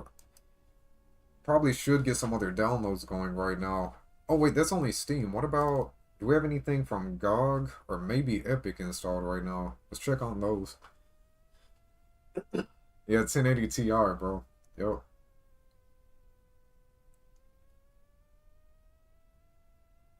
Yep. Wait. Had it for a good one. I gotta go, bro. My brother's gonna tell sneaking YouTube. Oh, got you, got you. My bad, Derek. If you're still here, take care of yourself. It was a pleasure to meet you. Thanks for stopping by, man. Yeah, the game is really heavy. I was hoping, hopefully we have, yes. Yes, we have Cyberpunk and Dead Island 2. Awesome. This is gonna be the real test of what the 1080 Ti is capable of.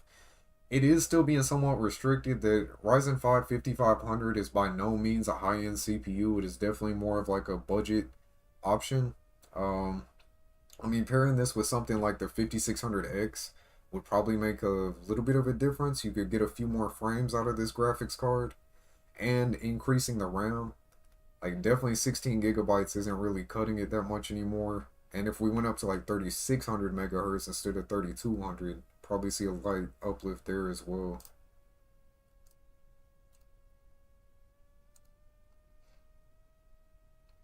I mean, all in all, this is a pretty... It's fairly balanced, though. I will give it that. It's fairly balanced card, or fairly balanced pairing.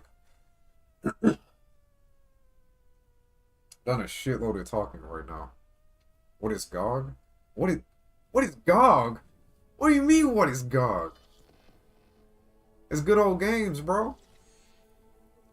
Hold on. This man asked, what is GOG? GOG Galaxy. So GOG gives away a crap load of free games all the time, right? GOG is also working on this. This is what I wanted to show you guys. They just launched this program, Preserved Good Old Game by GOG. They're going back and they're making all these old games that are damn near impossible or completely impossible to run on modern hardware. You're now able to run them, and they're trying to increase the number of games and like restore all these old games and make sure that as time progresses and hardware progresses, that we'll still be able to play all these old games that we own through them. GOG, the main thing using them over Steam, you don't have to have any type of online connection when you use GOG games.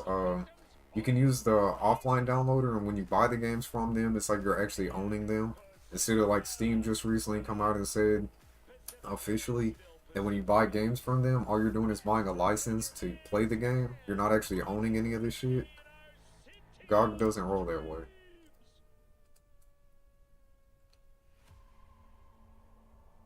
Got 3 to 4 subs from this build, so the technical videos want to be about. Yeah, for sure, for sure. I don't want to expand the focus of the channel too much though, you know, like I'm kind of finding my footing right here with the gaming, primarily focusing on Fallout. I do enjoy stuff like this though. I want to do another stream like this eventually as I continue to flip PCs, but I don't want to get too far away from the gaming side of everything. You know, if an RX 580, yeah, you'll be able to run Red Dead 2. Who just said that they have a 580? Someone on the channel just said that like a day or two ago. You'll be able to run Red Dead 2. You won't be able to like max out settings, but I'm pretty sure you'll be able to get away with like medium, potentially. You might have to go to lower settings, but I think you may be able to get away with medium.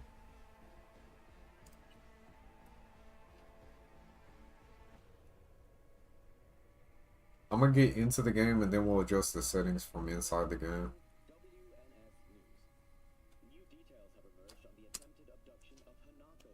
Nice fast load time.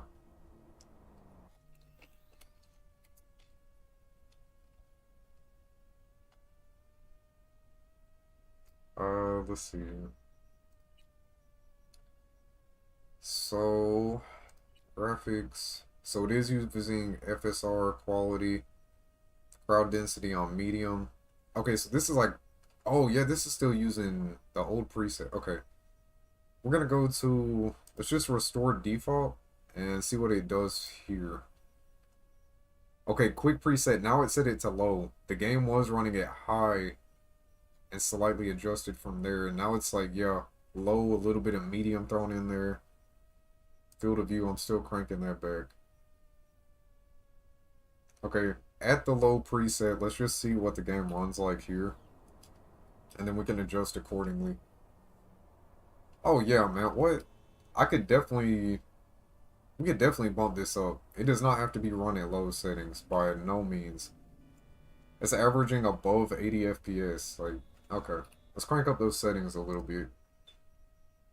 We're still gonna keep FSR on, of course. We're gonna be needing FSR. We're gonna go with medium crowd density. We're gonna go, actually, hold on. Let's just go medium preset. And then, do I need to adjust anything?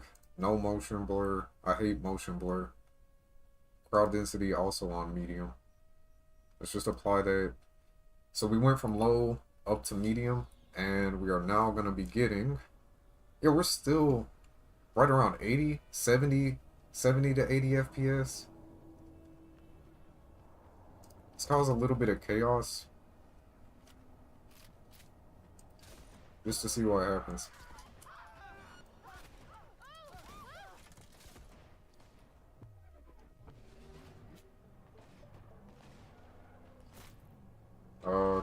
Controls. There we go. I mean, we're still getting above 60 FPS. According to the 0.1% low, we did drop down to 36 there for a second, but it feels really smooth. I didn't feel any type of drop that we did get.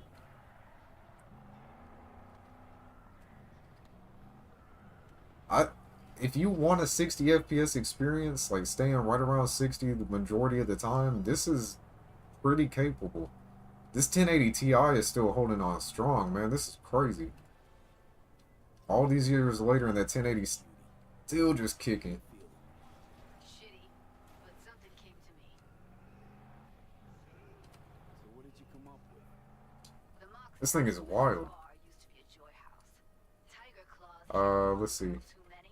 Awesome, the only thing is I only got 8 gig. No, bro, I definitely recommend going up to at least 16 gigabytes.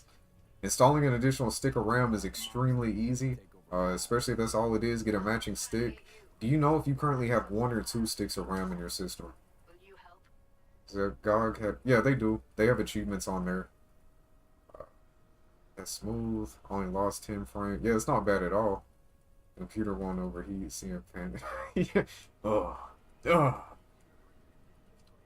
You know what? Screw it. Let's go do this mission. Ooh, yes. Okay, so Well, actually, I don't know. First up, we gotta talk to Maiko Maeda. If she's not There's a with us, car. might as well throw our hands up in the All air. these cars suck. This one looks nice, but it's not the best. want to join forces. If I was sure. Finish this another time. We're right up from where we needed to be, too. It's crazy.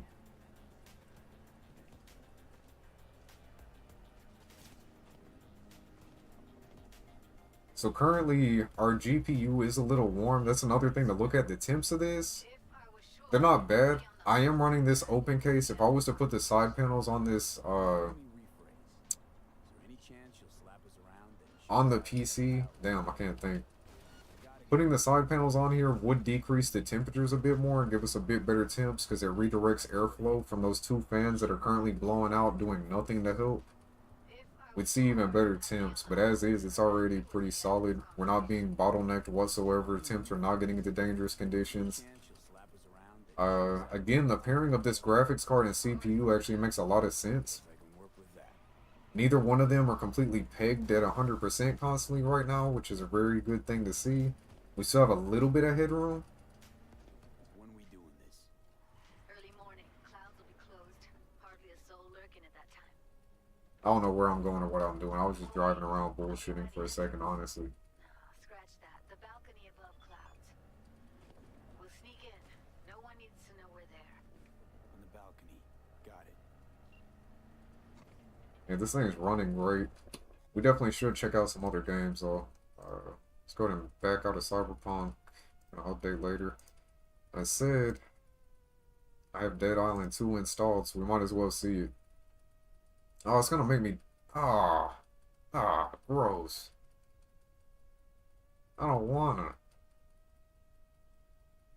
So that's another thing. If you guys weren't aware of this, GOG just recently, they just recently added this. So you can add multiple platforms onto GOG's launcher. So some of these games are not actually from GOG. A lot of these games are from my Epic Game Store account. So if I go up here, if I filter it by platform, you can see I have Epic and GOG in GOG's launcher. They're currently working to try to get Steam working. It's in like a beta currently. That would be sick if they can get it to where it's all just self-contained within one launcher. That is pretty sick.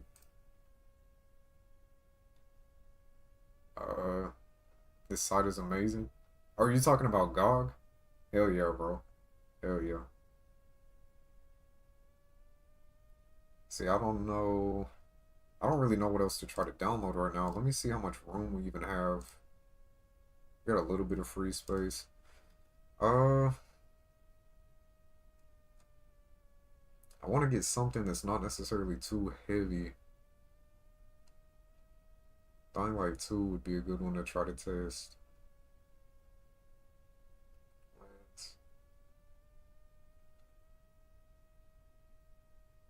No, what, screw it. We're gonna hop into Counter-Strike.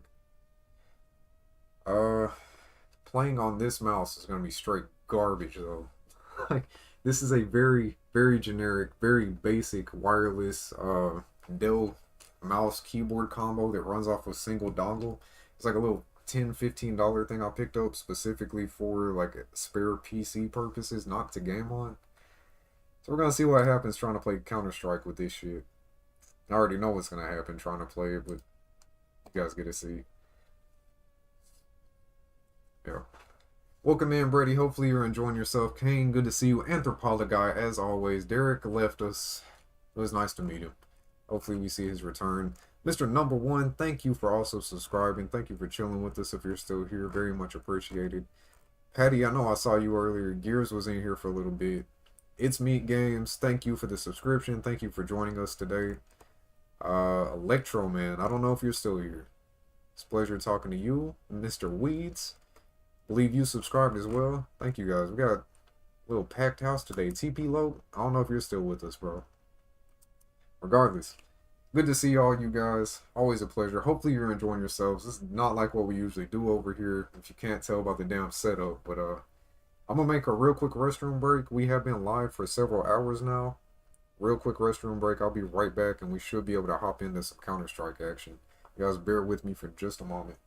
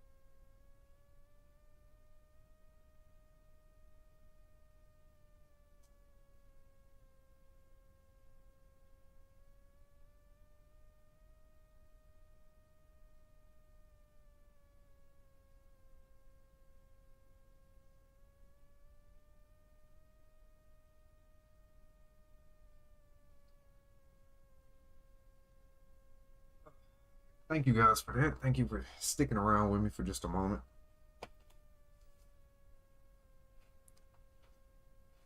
Put my tablet up here a little closer so I'll be able to see you guys a bit better as well. Hopefully. Oh shit. This place is so packed. I gotta clean up. This is ridiculous. I can't stand having this place this cluttered like that. For God, do I need to have the games installed to have them show up? No, they'll show up just like you saw. Like when connecting Steam and Epic Games. No. Like that entire library that you saw a second ago. Here, I'll pull it back up. I definitely do not have all this shit installed right now. Like this is not all installed. This is my entire library from Epic and GOG.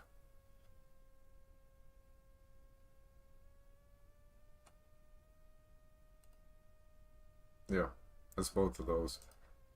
Steam, I can't get Steam to work on mine. Like I said, that one they're kind of like in beta phase trying to get that to work, but there's some issues right now. Some people have been able to get it to work. I personally have not, so yeah. Some tangle the new NPC wires. Oh, damn. Damn, Patty, that's dirty. That's dirty. Why the hell you do me like that, man? What did I do? I'm here trying to help. Be your own damn people every time. I'm actually gonna swapping out mouse and keyboard. Cause this is not gonna happen. I'm not about to play Counter-Strike with that. I'm gonna play with my good shit.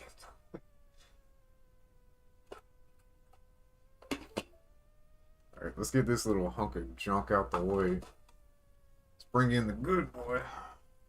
Mr. Sentinel99 still with us. I didn't think you were still here, bro. Nice to see you. Graphics driver out of date. Awesome. You know, it's probably gonna make a little difference on frame rate, but hopefully it's not gonna be too bad. We're just gonna kind of bypass it for now. Happy announced the return of momentarily lost classic train. Classic Counter-Strike on every inch of the map. Oh, sweet. Sweet. Alright, let's hop into... Just go arms race. It's easy to hop in and out of here.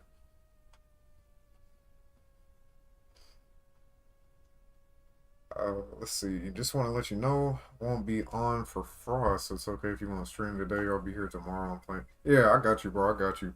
Today we're just checking out this PC. We did the build live. Now we're playing some of the games and stuff on it, seeing what it's capable of. Tomorrow will be Frost Day. I got you, for sure. I appreciate the heads up though. All right. Alright, let's reset. Actually, we need to see what we're actually playing at right now. We are... Let me get rid of that. Video. So we're playing at 1080p. High settings. Yeah, looks like 1080p high. Okay. Let's bring that back.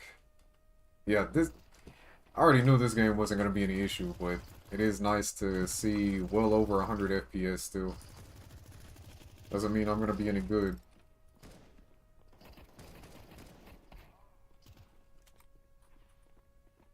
I got in this game super late too.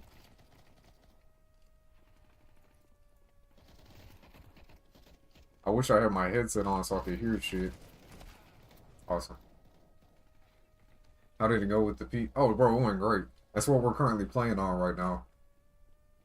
Testing a game. Yeah, testing games on this one. I do wish I had my headset hooked up right now, though.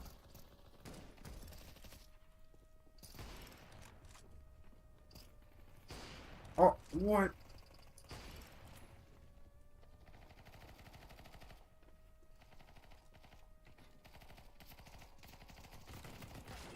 No way. No way they got me with a headshot and I didn't get them. I call bullshit.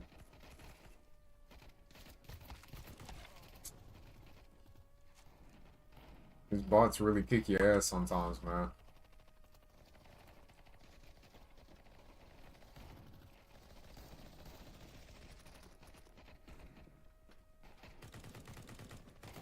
What?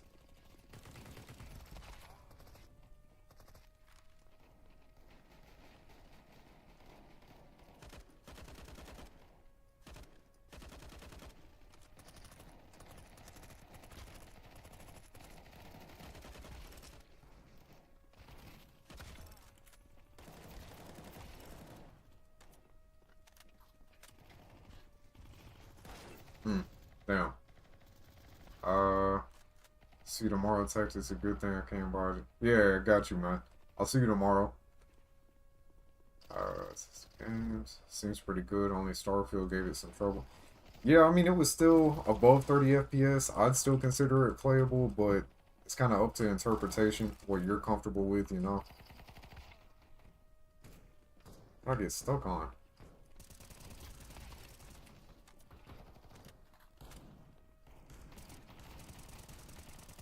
Aw.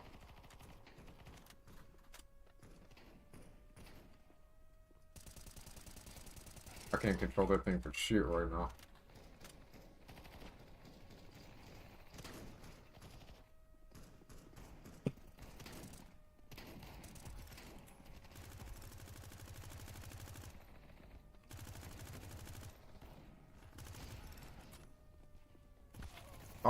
Bro, why me? Why'd they get behind me and kill me? Out of everybody. Shit's about to end anyway. No, no! He's about to get the final kill! Oh. But yeah, this thing is more than capable of running Counter-Strike too. Like, this game is a joke with this graphics card. I did want to see just what it was capable of, though. Let's see. I'm connecting this chain. Tangles the new cables. What a jackass.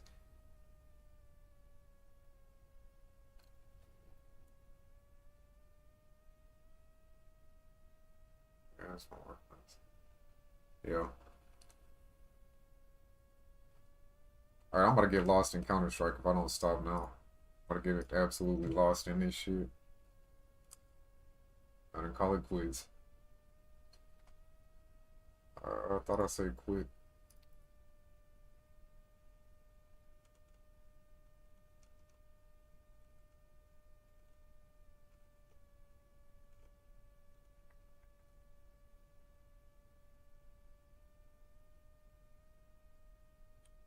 Metro Exodus. Play some Metro Exodus, get ready for Stalker. Or just play Stalker. God, I can't wait, man. Hold on. So does anyone know about this? Xbox, apparently you can preload Stalker 2 to have it ready to play as soon as it launches. Why can't we do that on PC right now? Why is that not a thing for us? I want to play Stalker 2 as soon as it launches. Why don't I get to play Stalker 2 as soon as it launches? Why do I have to wait? You said this was like a mid graphics card, right? I mean, at this point, yeah, the damn thing is old, bro. Like, here, let's just hop on here and look.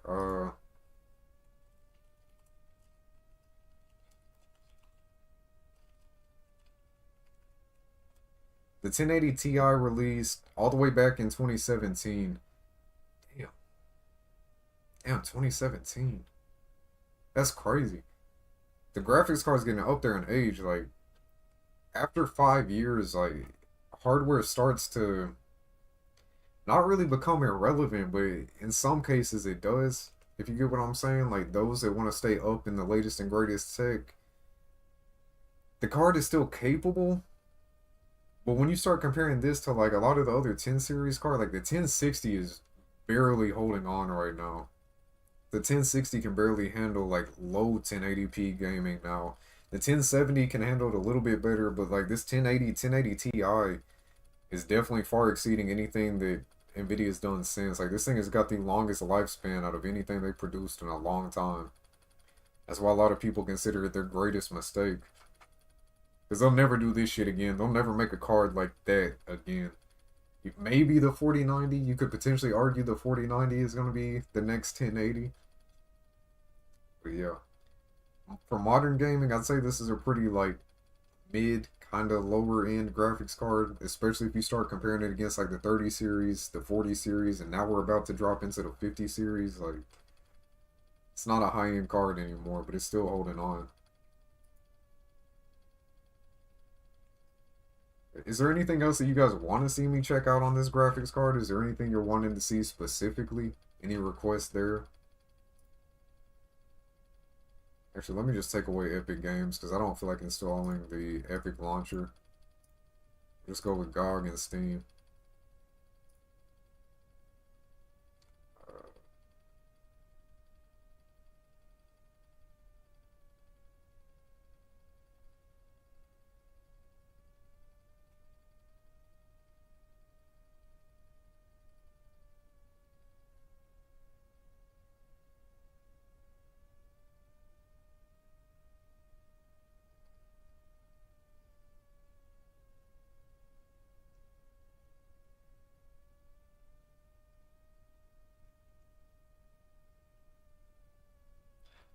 You said Fallout New Vegas earlier. I want to try that, but I really don't want to get in there and start modding it.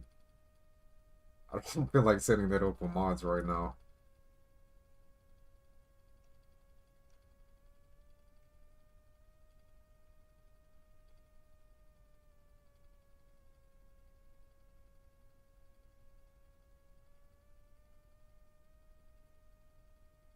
Actually, I want to see a Plague Tale. A Plague Tale is one that I always use for doing test bench stuff. This game is assault on draw. Yes. Wait a second. Wait a second. Oh, hold on. Hold on. Where's it at? Shit. Where's it at? Where's it at? Where's it at? Where's it at? Is it in here? Or is it in there? Ah.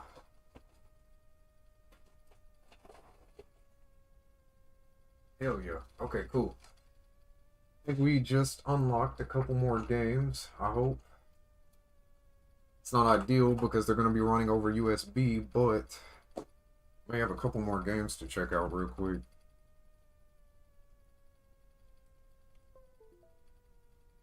Hell yeah. Okay. Ooh, hold on. No, I don't think Rockstar has common. A Plague Tale Requiem and Metro Exodus. Oh, that's the Enhanced Edition, though. You have to have an RTX graphics card to play the Enhanced Edition. So, let's just try this one, I guess. This will probably be the last one we actually test, unless I have specific requests.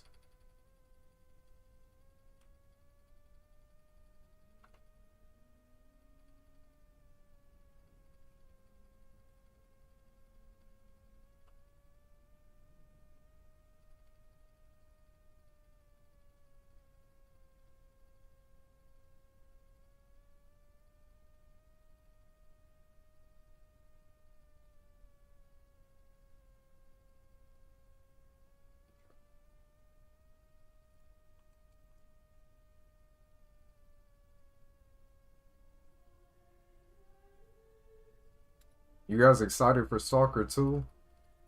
If we have this thing still here, if somehow this computer is still here by the time Stalker 2 releases, do you want me to make a video, like, or not a video, maybe do it on a live stream or something, checking out Stalker 2 performance on the 1080 Ti? I like to see how the thing holds up. Let's confirm. See what settings we're currently running at. We are full screen 1440. No, we're gonna bump that down to 1080. High resolution. Fine. So resolution optimizer set to ultra quality. Yeah, it's like high settings with ultra quality DLSS. Yeah, we'll see what happens. Going for the highest quality possible right now. I'm not sure if this game's going to be able to handle it, or if the graphics card is going to be able to handle it on this game. It's one thing I am extremely curious about right now.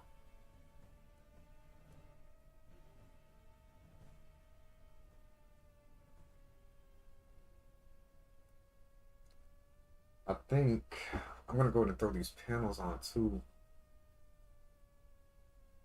Silent PC builds raw perfume.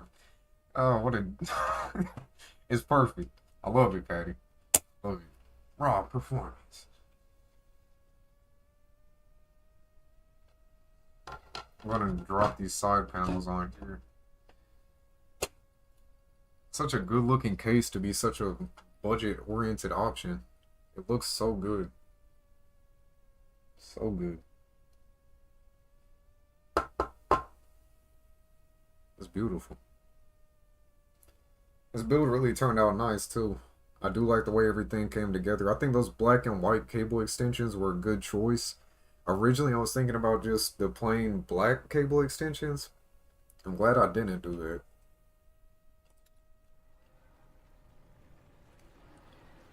that. And boom. Oh shit. Alright, 1080. Alright, 1080 Ti, I see you. I see you. Now the real test is once we get up here, she's about to drop down and there's always a big frame spike right there. 29, 26. But that's only during this section where we didn't even have engagement.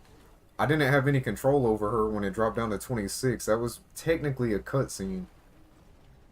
We're staying, yeah, above 60 FPS, up in 70. Damn.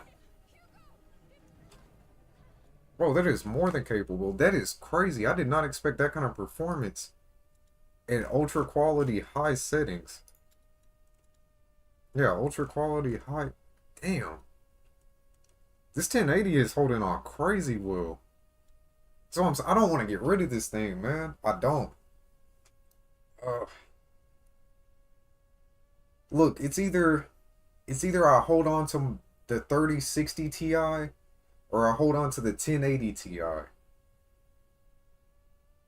The 3060 Ti gives me actual DLSS instead of using FSR, so better upscaling.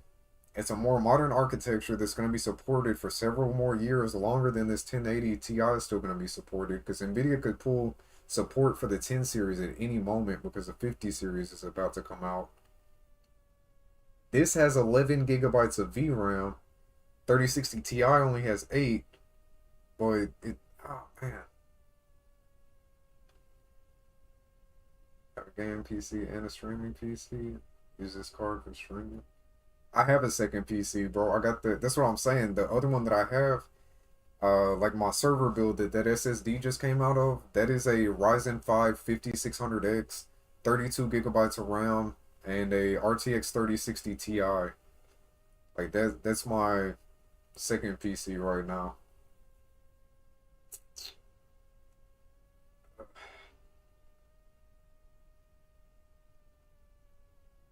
And that's one other thing, like this thing eats up a shitload of power. Like we're sitting right here in the menu right now and this card is eating up 240, 250 watts of power.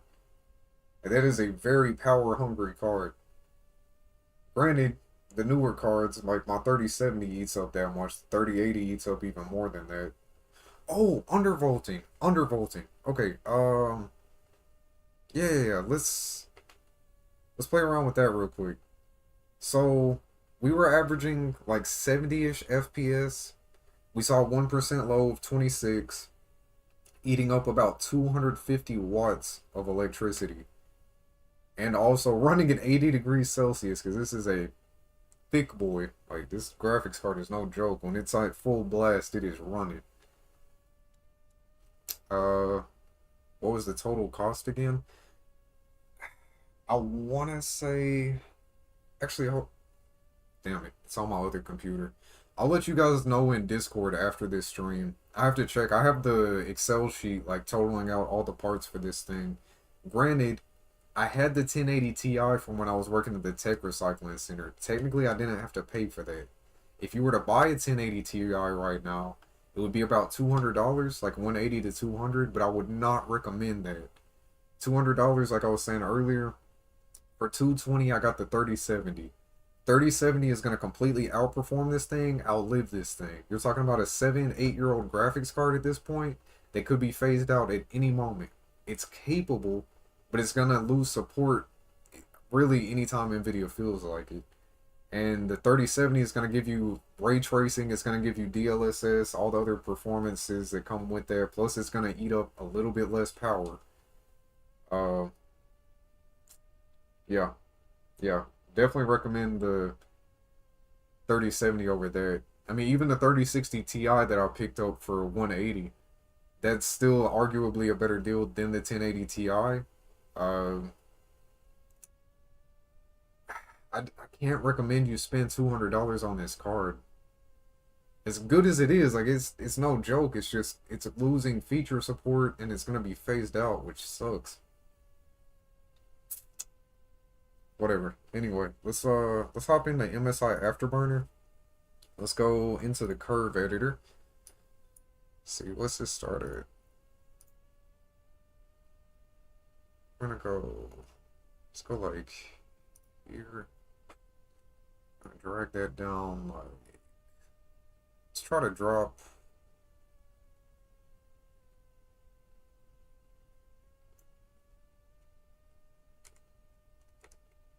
let's try to drop 150 off of it. And then we're gonna go 900, probably like 925. We're gonna give that a nice little bump up to,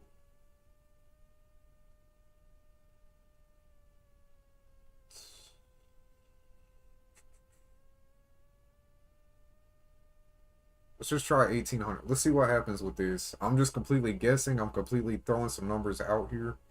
We're gonna hit the check mark.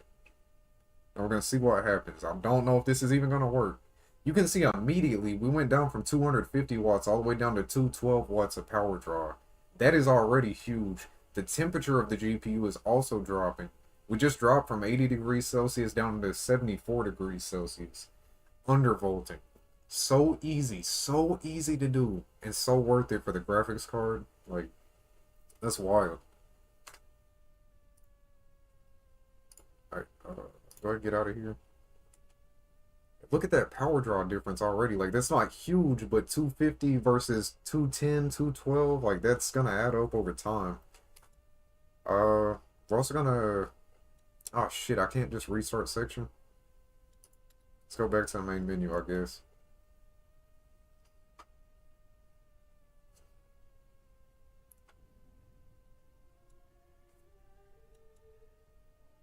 Texture selection. Textures duty. Is it Hugo's call? I think it's Hugo's call. Yeah, screw it. We'll just start this whole section back.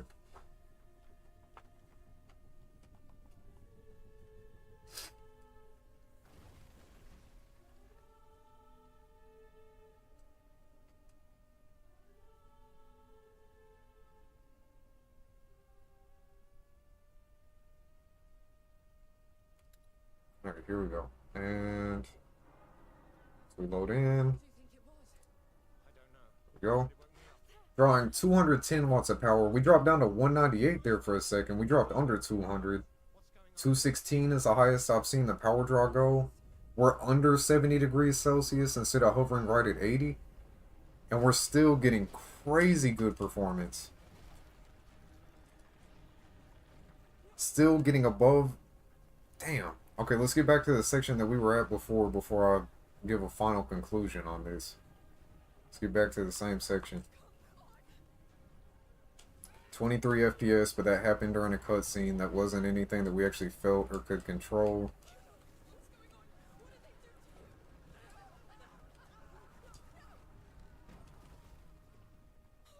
We still need to go back and finish playing this game too. If you guys want to see us finish a Plague Tale Requiem, let me know. We started on it, then had a bunch of issues, but it seems to be running stable now. If you guys want to see this, please let me know in the comments.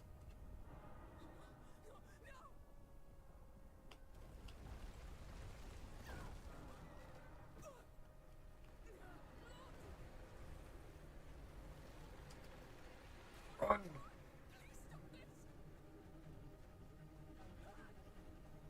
Ooh, Lord. Lordy, lordy, lordy. That's a lot of rat bastards.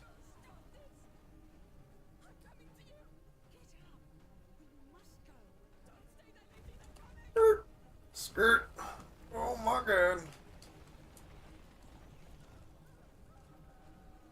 Alright, it should be just ahead where we get to the last section. Yeah, should be like right here. I think. Yep. So, back on this section, still getting above 70 FPS. Let's see if this drops down below 26 like it did before. 28. We actually got a higher 0.1%. It was 26. That one only got down to 28. We're still 50s. We're still above 60 on average. Eating up 50 watts less of electricity. Damn, bro. I think we may be able to push the undervolt slightly further, though. That was already a nice performance bonus. Like 10 degrees cooler, 40, 50 watts less power, slightly better performance on top of that because we're not running so hot. That's wild. Let's reopen the curve editor. Let's just drop this down, like... Oh shit. Actually, undo everything. Just undo it all. Okay. We're gonna go... We went down like 150 last time. Let's go like... We'll drop 175. This we went up to like 1800, I believe. It was like right around that. See what happens if we... Ah, shit. See what happens if we bump it all the way up to 1850. I don't know if we're even going to be able to pull this off. This is probably going to be the outer limits. 1847. Try 1847. Apply that. Memory clock. We're going to give like a 10 megahertz boost as well. Actually, 0.1 megahertz. We'll go 10. We'll try a 10 megahertz boost to the memory clock frequency. Actually, the 20 megahertz boost.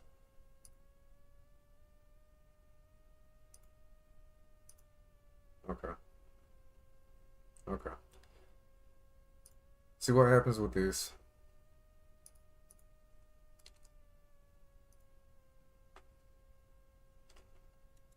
Start section. Can you undervolt? Yes, you can. You'll see if that happens. It's just... Usually it's going to cause the PC to crash. Because it won't be drawing enough power to actually keep up with it. Like, there's upper and lower limits.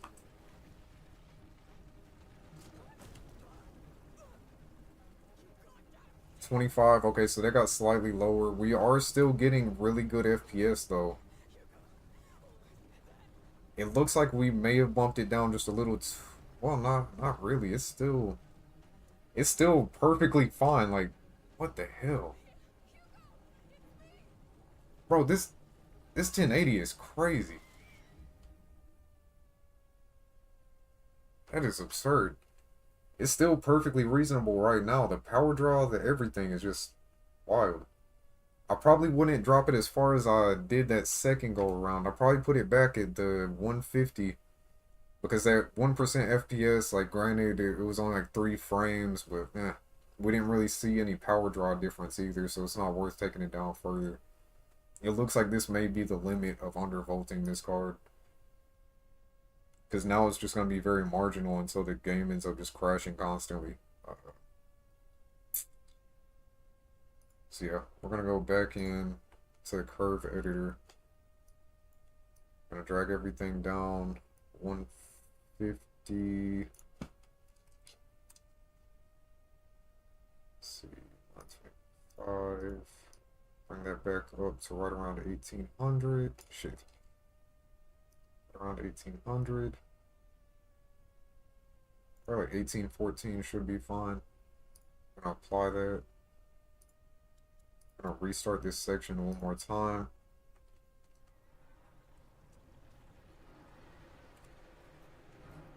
Yep, there we go. 72 degrees Celsius, that's perfectly fine. Just over 200 watts of electricity instead of just over 250. 23 FPS, I guess that's margin of error at this point. Still above 60 FPS on average. Like, yeah, bro, this thing is crazy. I think this is where I'd be more comfortable playing it. It's definitely going to save a lot of money on electricity over time. I don't remember what numbers were looking like in Cyberpunk. Do not remember that at all. Are you making that peak on the graph?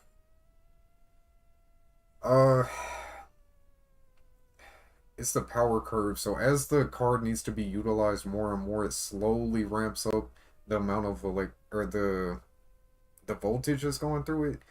You want it to reach that peak voltage slightly sooner and then peak right there. Instead of slowly climbing and climbing and climbing, you want it to like get up to that climb faster and then just maintain solid voltage, which is like, from my understanding, that produces more of a solid FPS.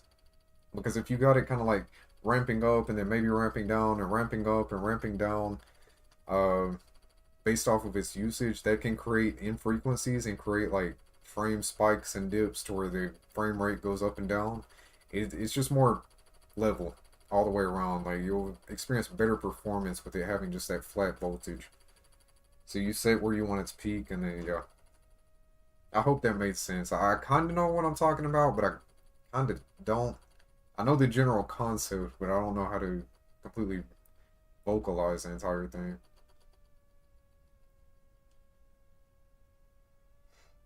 Damn, Vault Dwellers, you gotta subscribe to survive.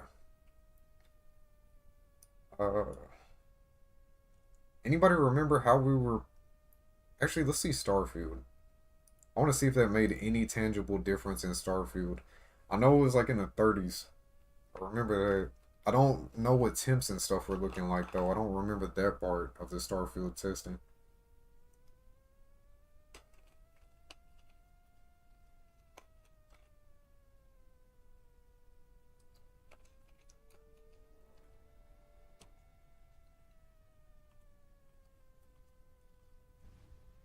Like peaking a high school.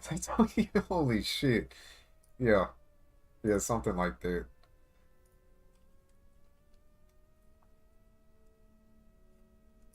Come on.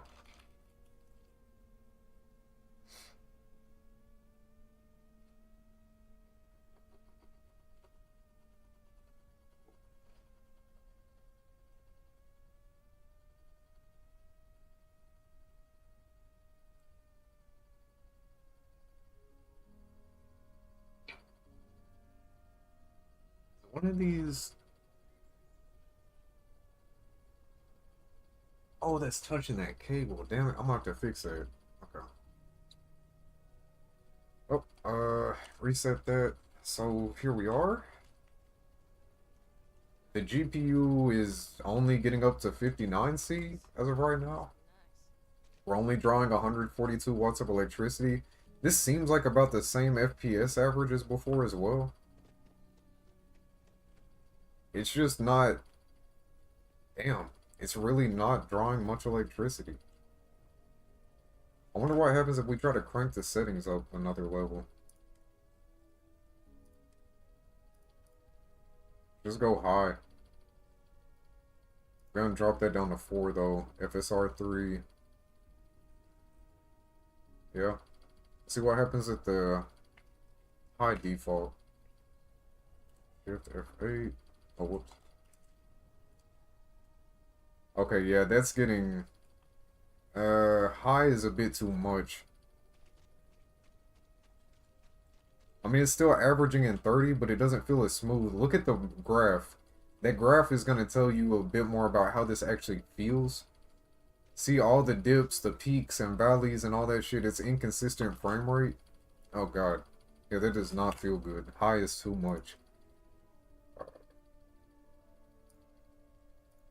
So we're going to drop that back to medium.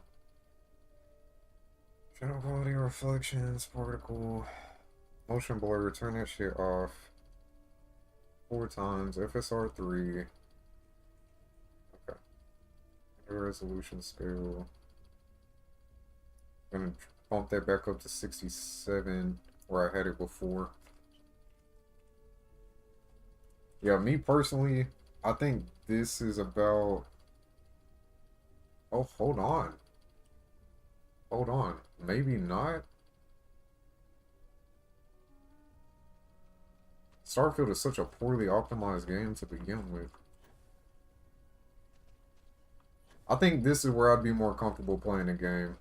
The frame rates, the frame time is still kind of all over the place, but it's Bethesda at this point. This may be slightly too much of an undervolt for this game. I don't know, 26 is still playable. Let's see.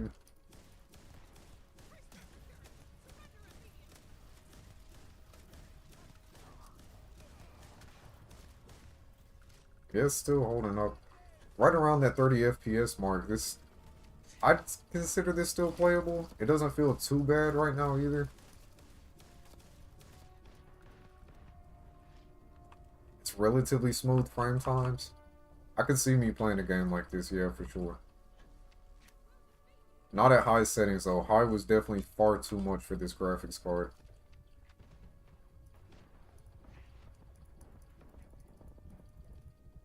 Yeah. Oh, okay. Peaking in high school and plateauing the rest of your life, that's crazy. I do appreciate the power draw though. The fact that we're staying under 150 watt power draw is crazy. Because this is a very power hungry graphics card.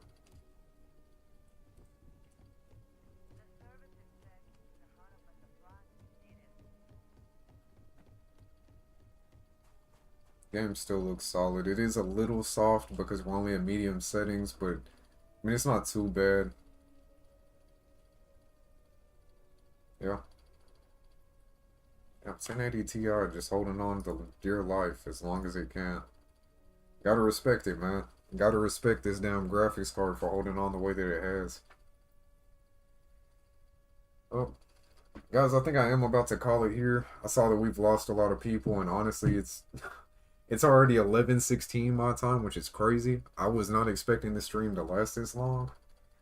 For multiplayer, I walked in the dogs when we started. Oh yeah, bro, Counter-Strike was nothing. It had a shitload of FPS in Counter-Strike. I'll do one more quick match of that before we head off here, just so you can see it.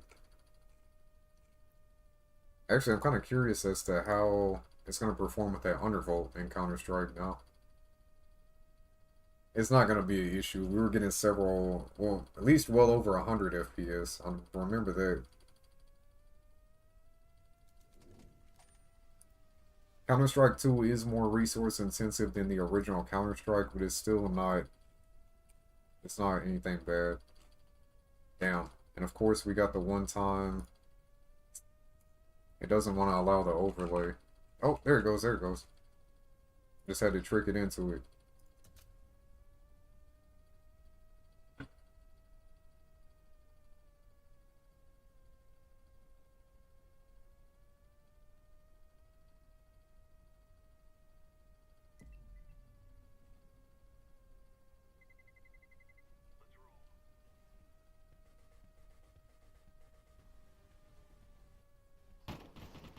So this is Counter-Strike 2 at high settings.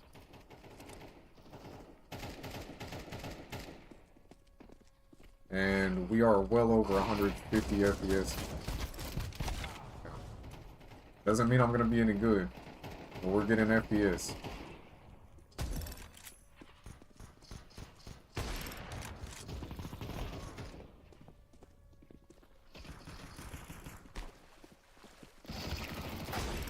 Oh shit.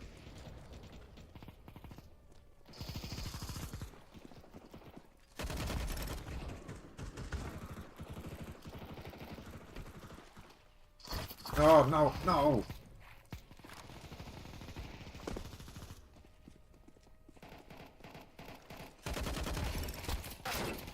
Leave me alone. I joined in this game so late, this isn't even fair.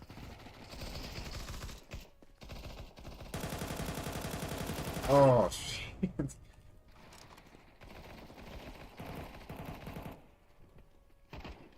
Stay away from me. Yeah, for sure.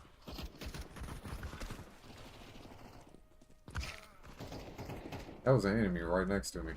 Like a dumbass. And then here goes a... Damn it, Anthropology guy, go away. You're the one that always does this. My bad luck time.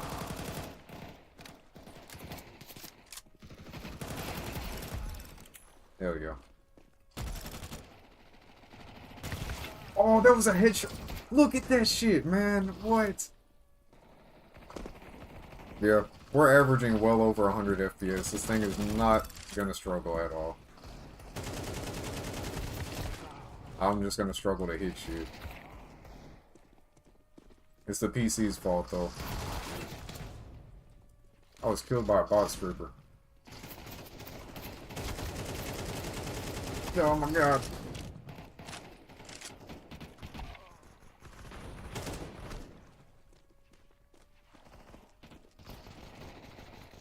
Oh my god, bro, this bullshit.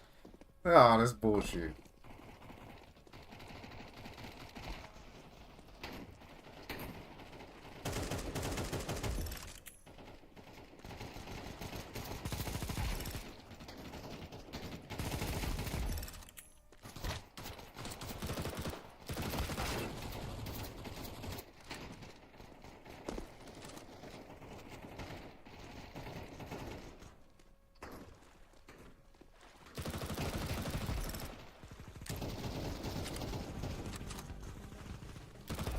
Oh shit.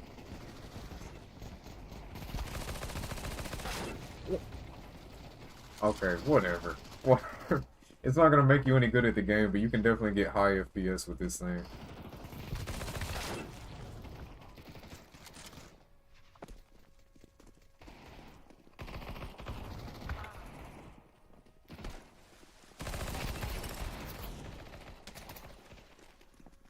Oh shit.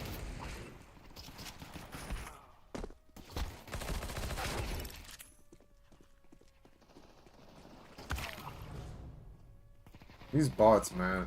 This shit absolutely kills me. Whatever. Whatever. Well, that is Counter-Strike 2, ladies and gentlemen. That has been one hell of a PC build. Hopefully you guys enjoy yourself. I'm going to try to get this PC sold. I got someone that's wanting to buy the other PC and the other PC that took forever to get here. Once these are gone, I'm going to order some more parts. We're going to do this all again. If you want to see me stream it, let me know. It looks like you guys enjoyed it. We got 11 likes on this stream. Had a good amount of engagement. Jumped up some subs. Got 1045, baby. That's crazy. Like 2 weeks ago, we just hit 1,000. That is wild. Love you guys. You guys are awesome.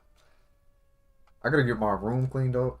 Like, I gotta get my SSD switched back out. I sell them on Facebook Marketplace. I would put these up on eBay, but you're gonna pay out that ass for shipping expenses, man. Like, there's nothing I can really do about that. Being all the way out here in Korea, like, we have USPS, but they do not mess around with shipping back stateside. They do not mess around with that kind of shit. Yeah, thank you, Anthropology guy. Very much appreciated. Appreciate your support, my man.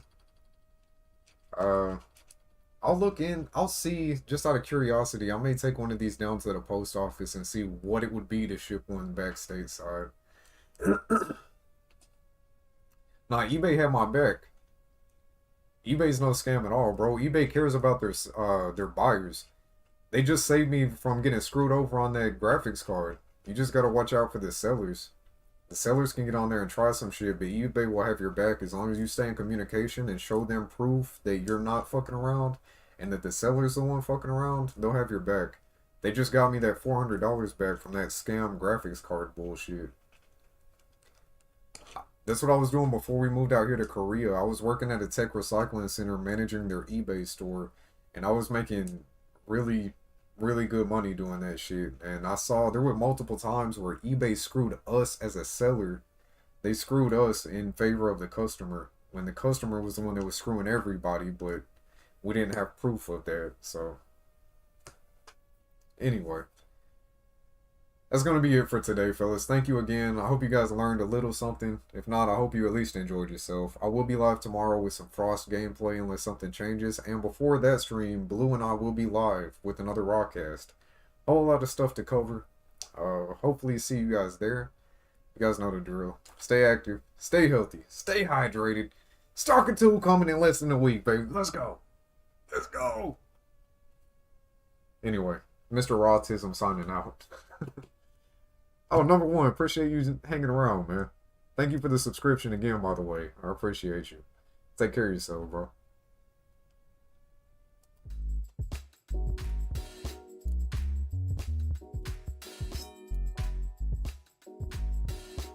Live in stereo.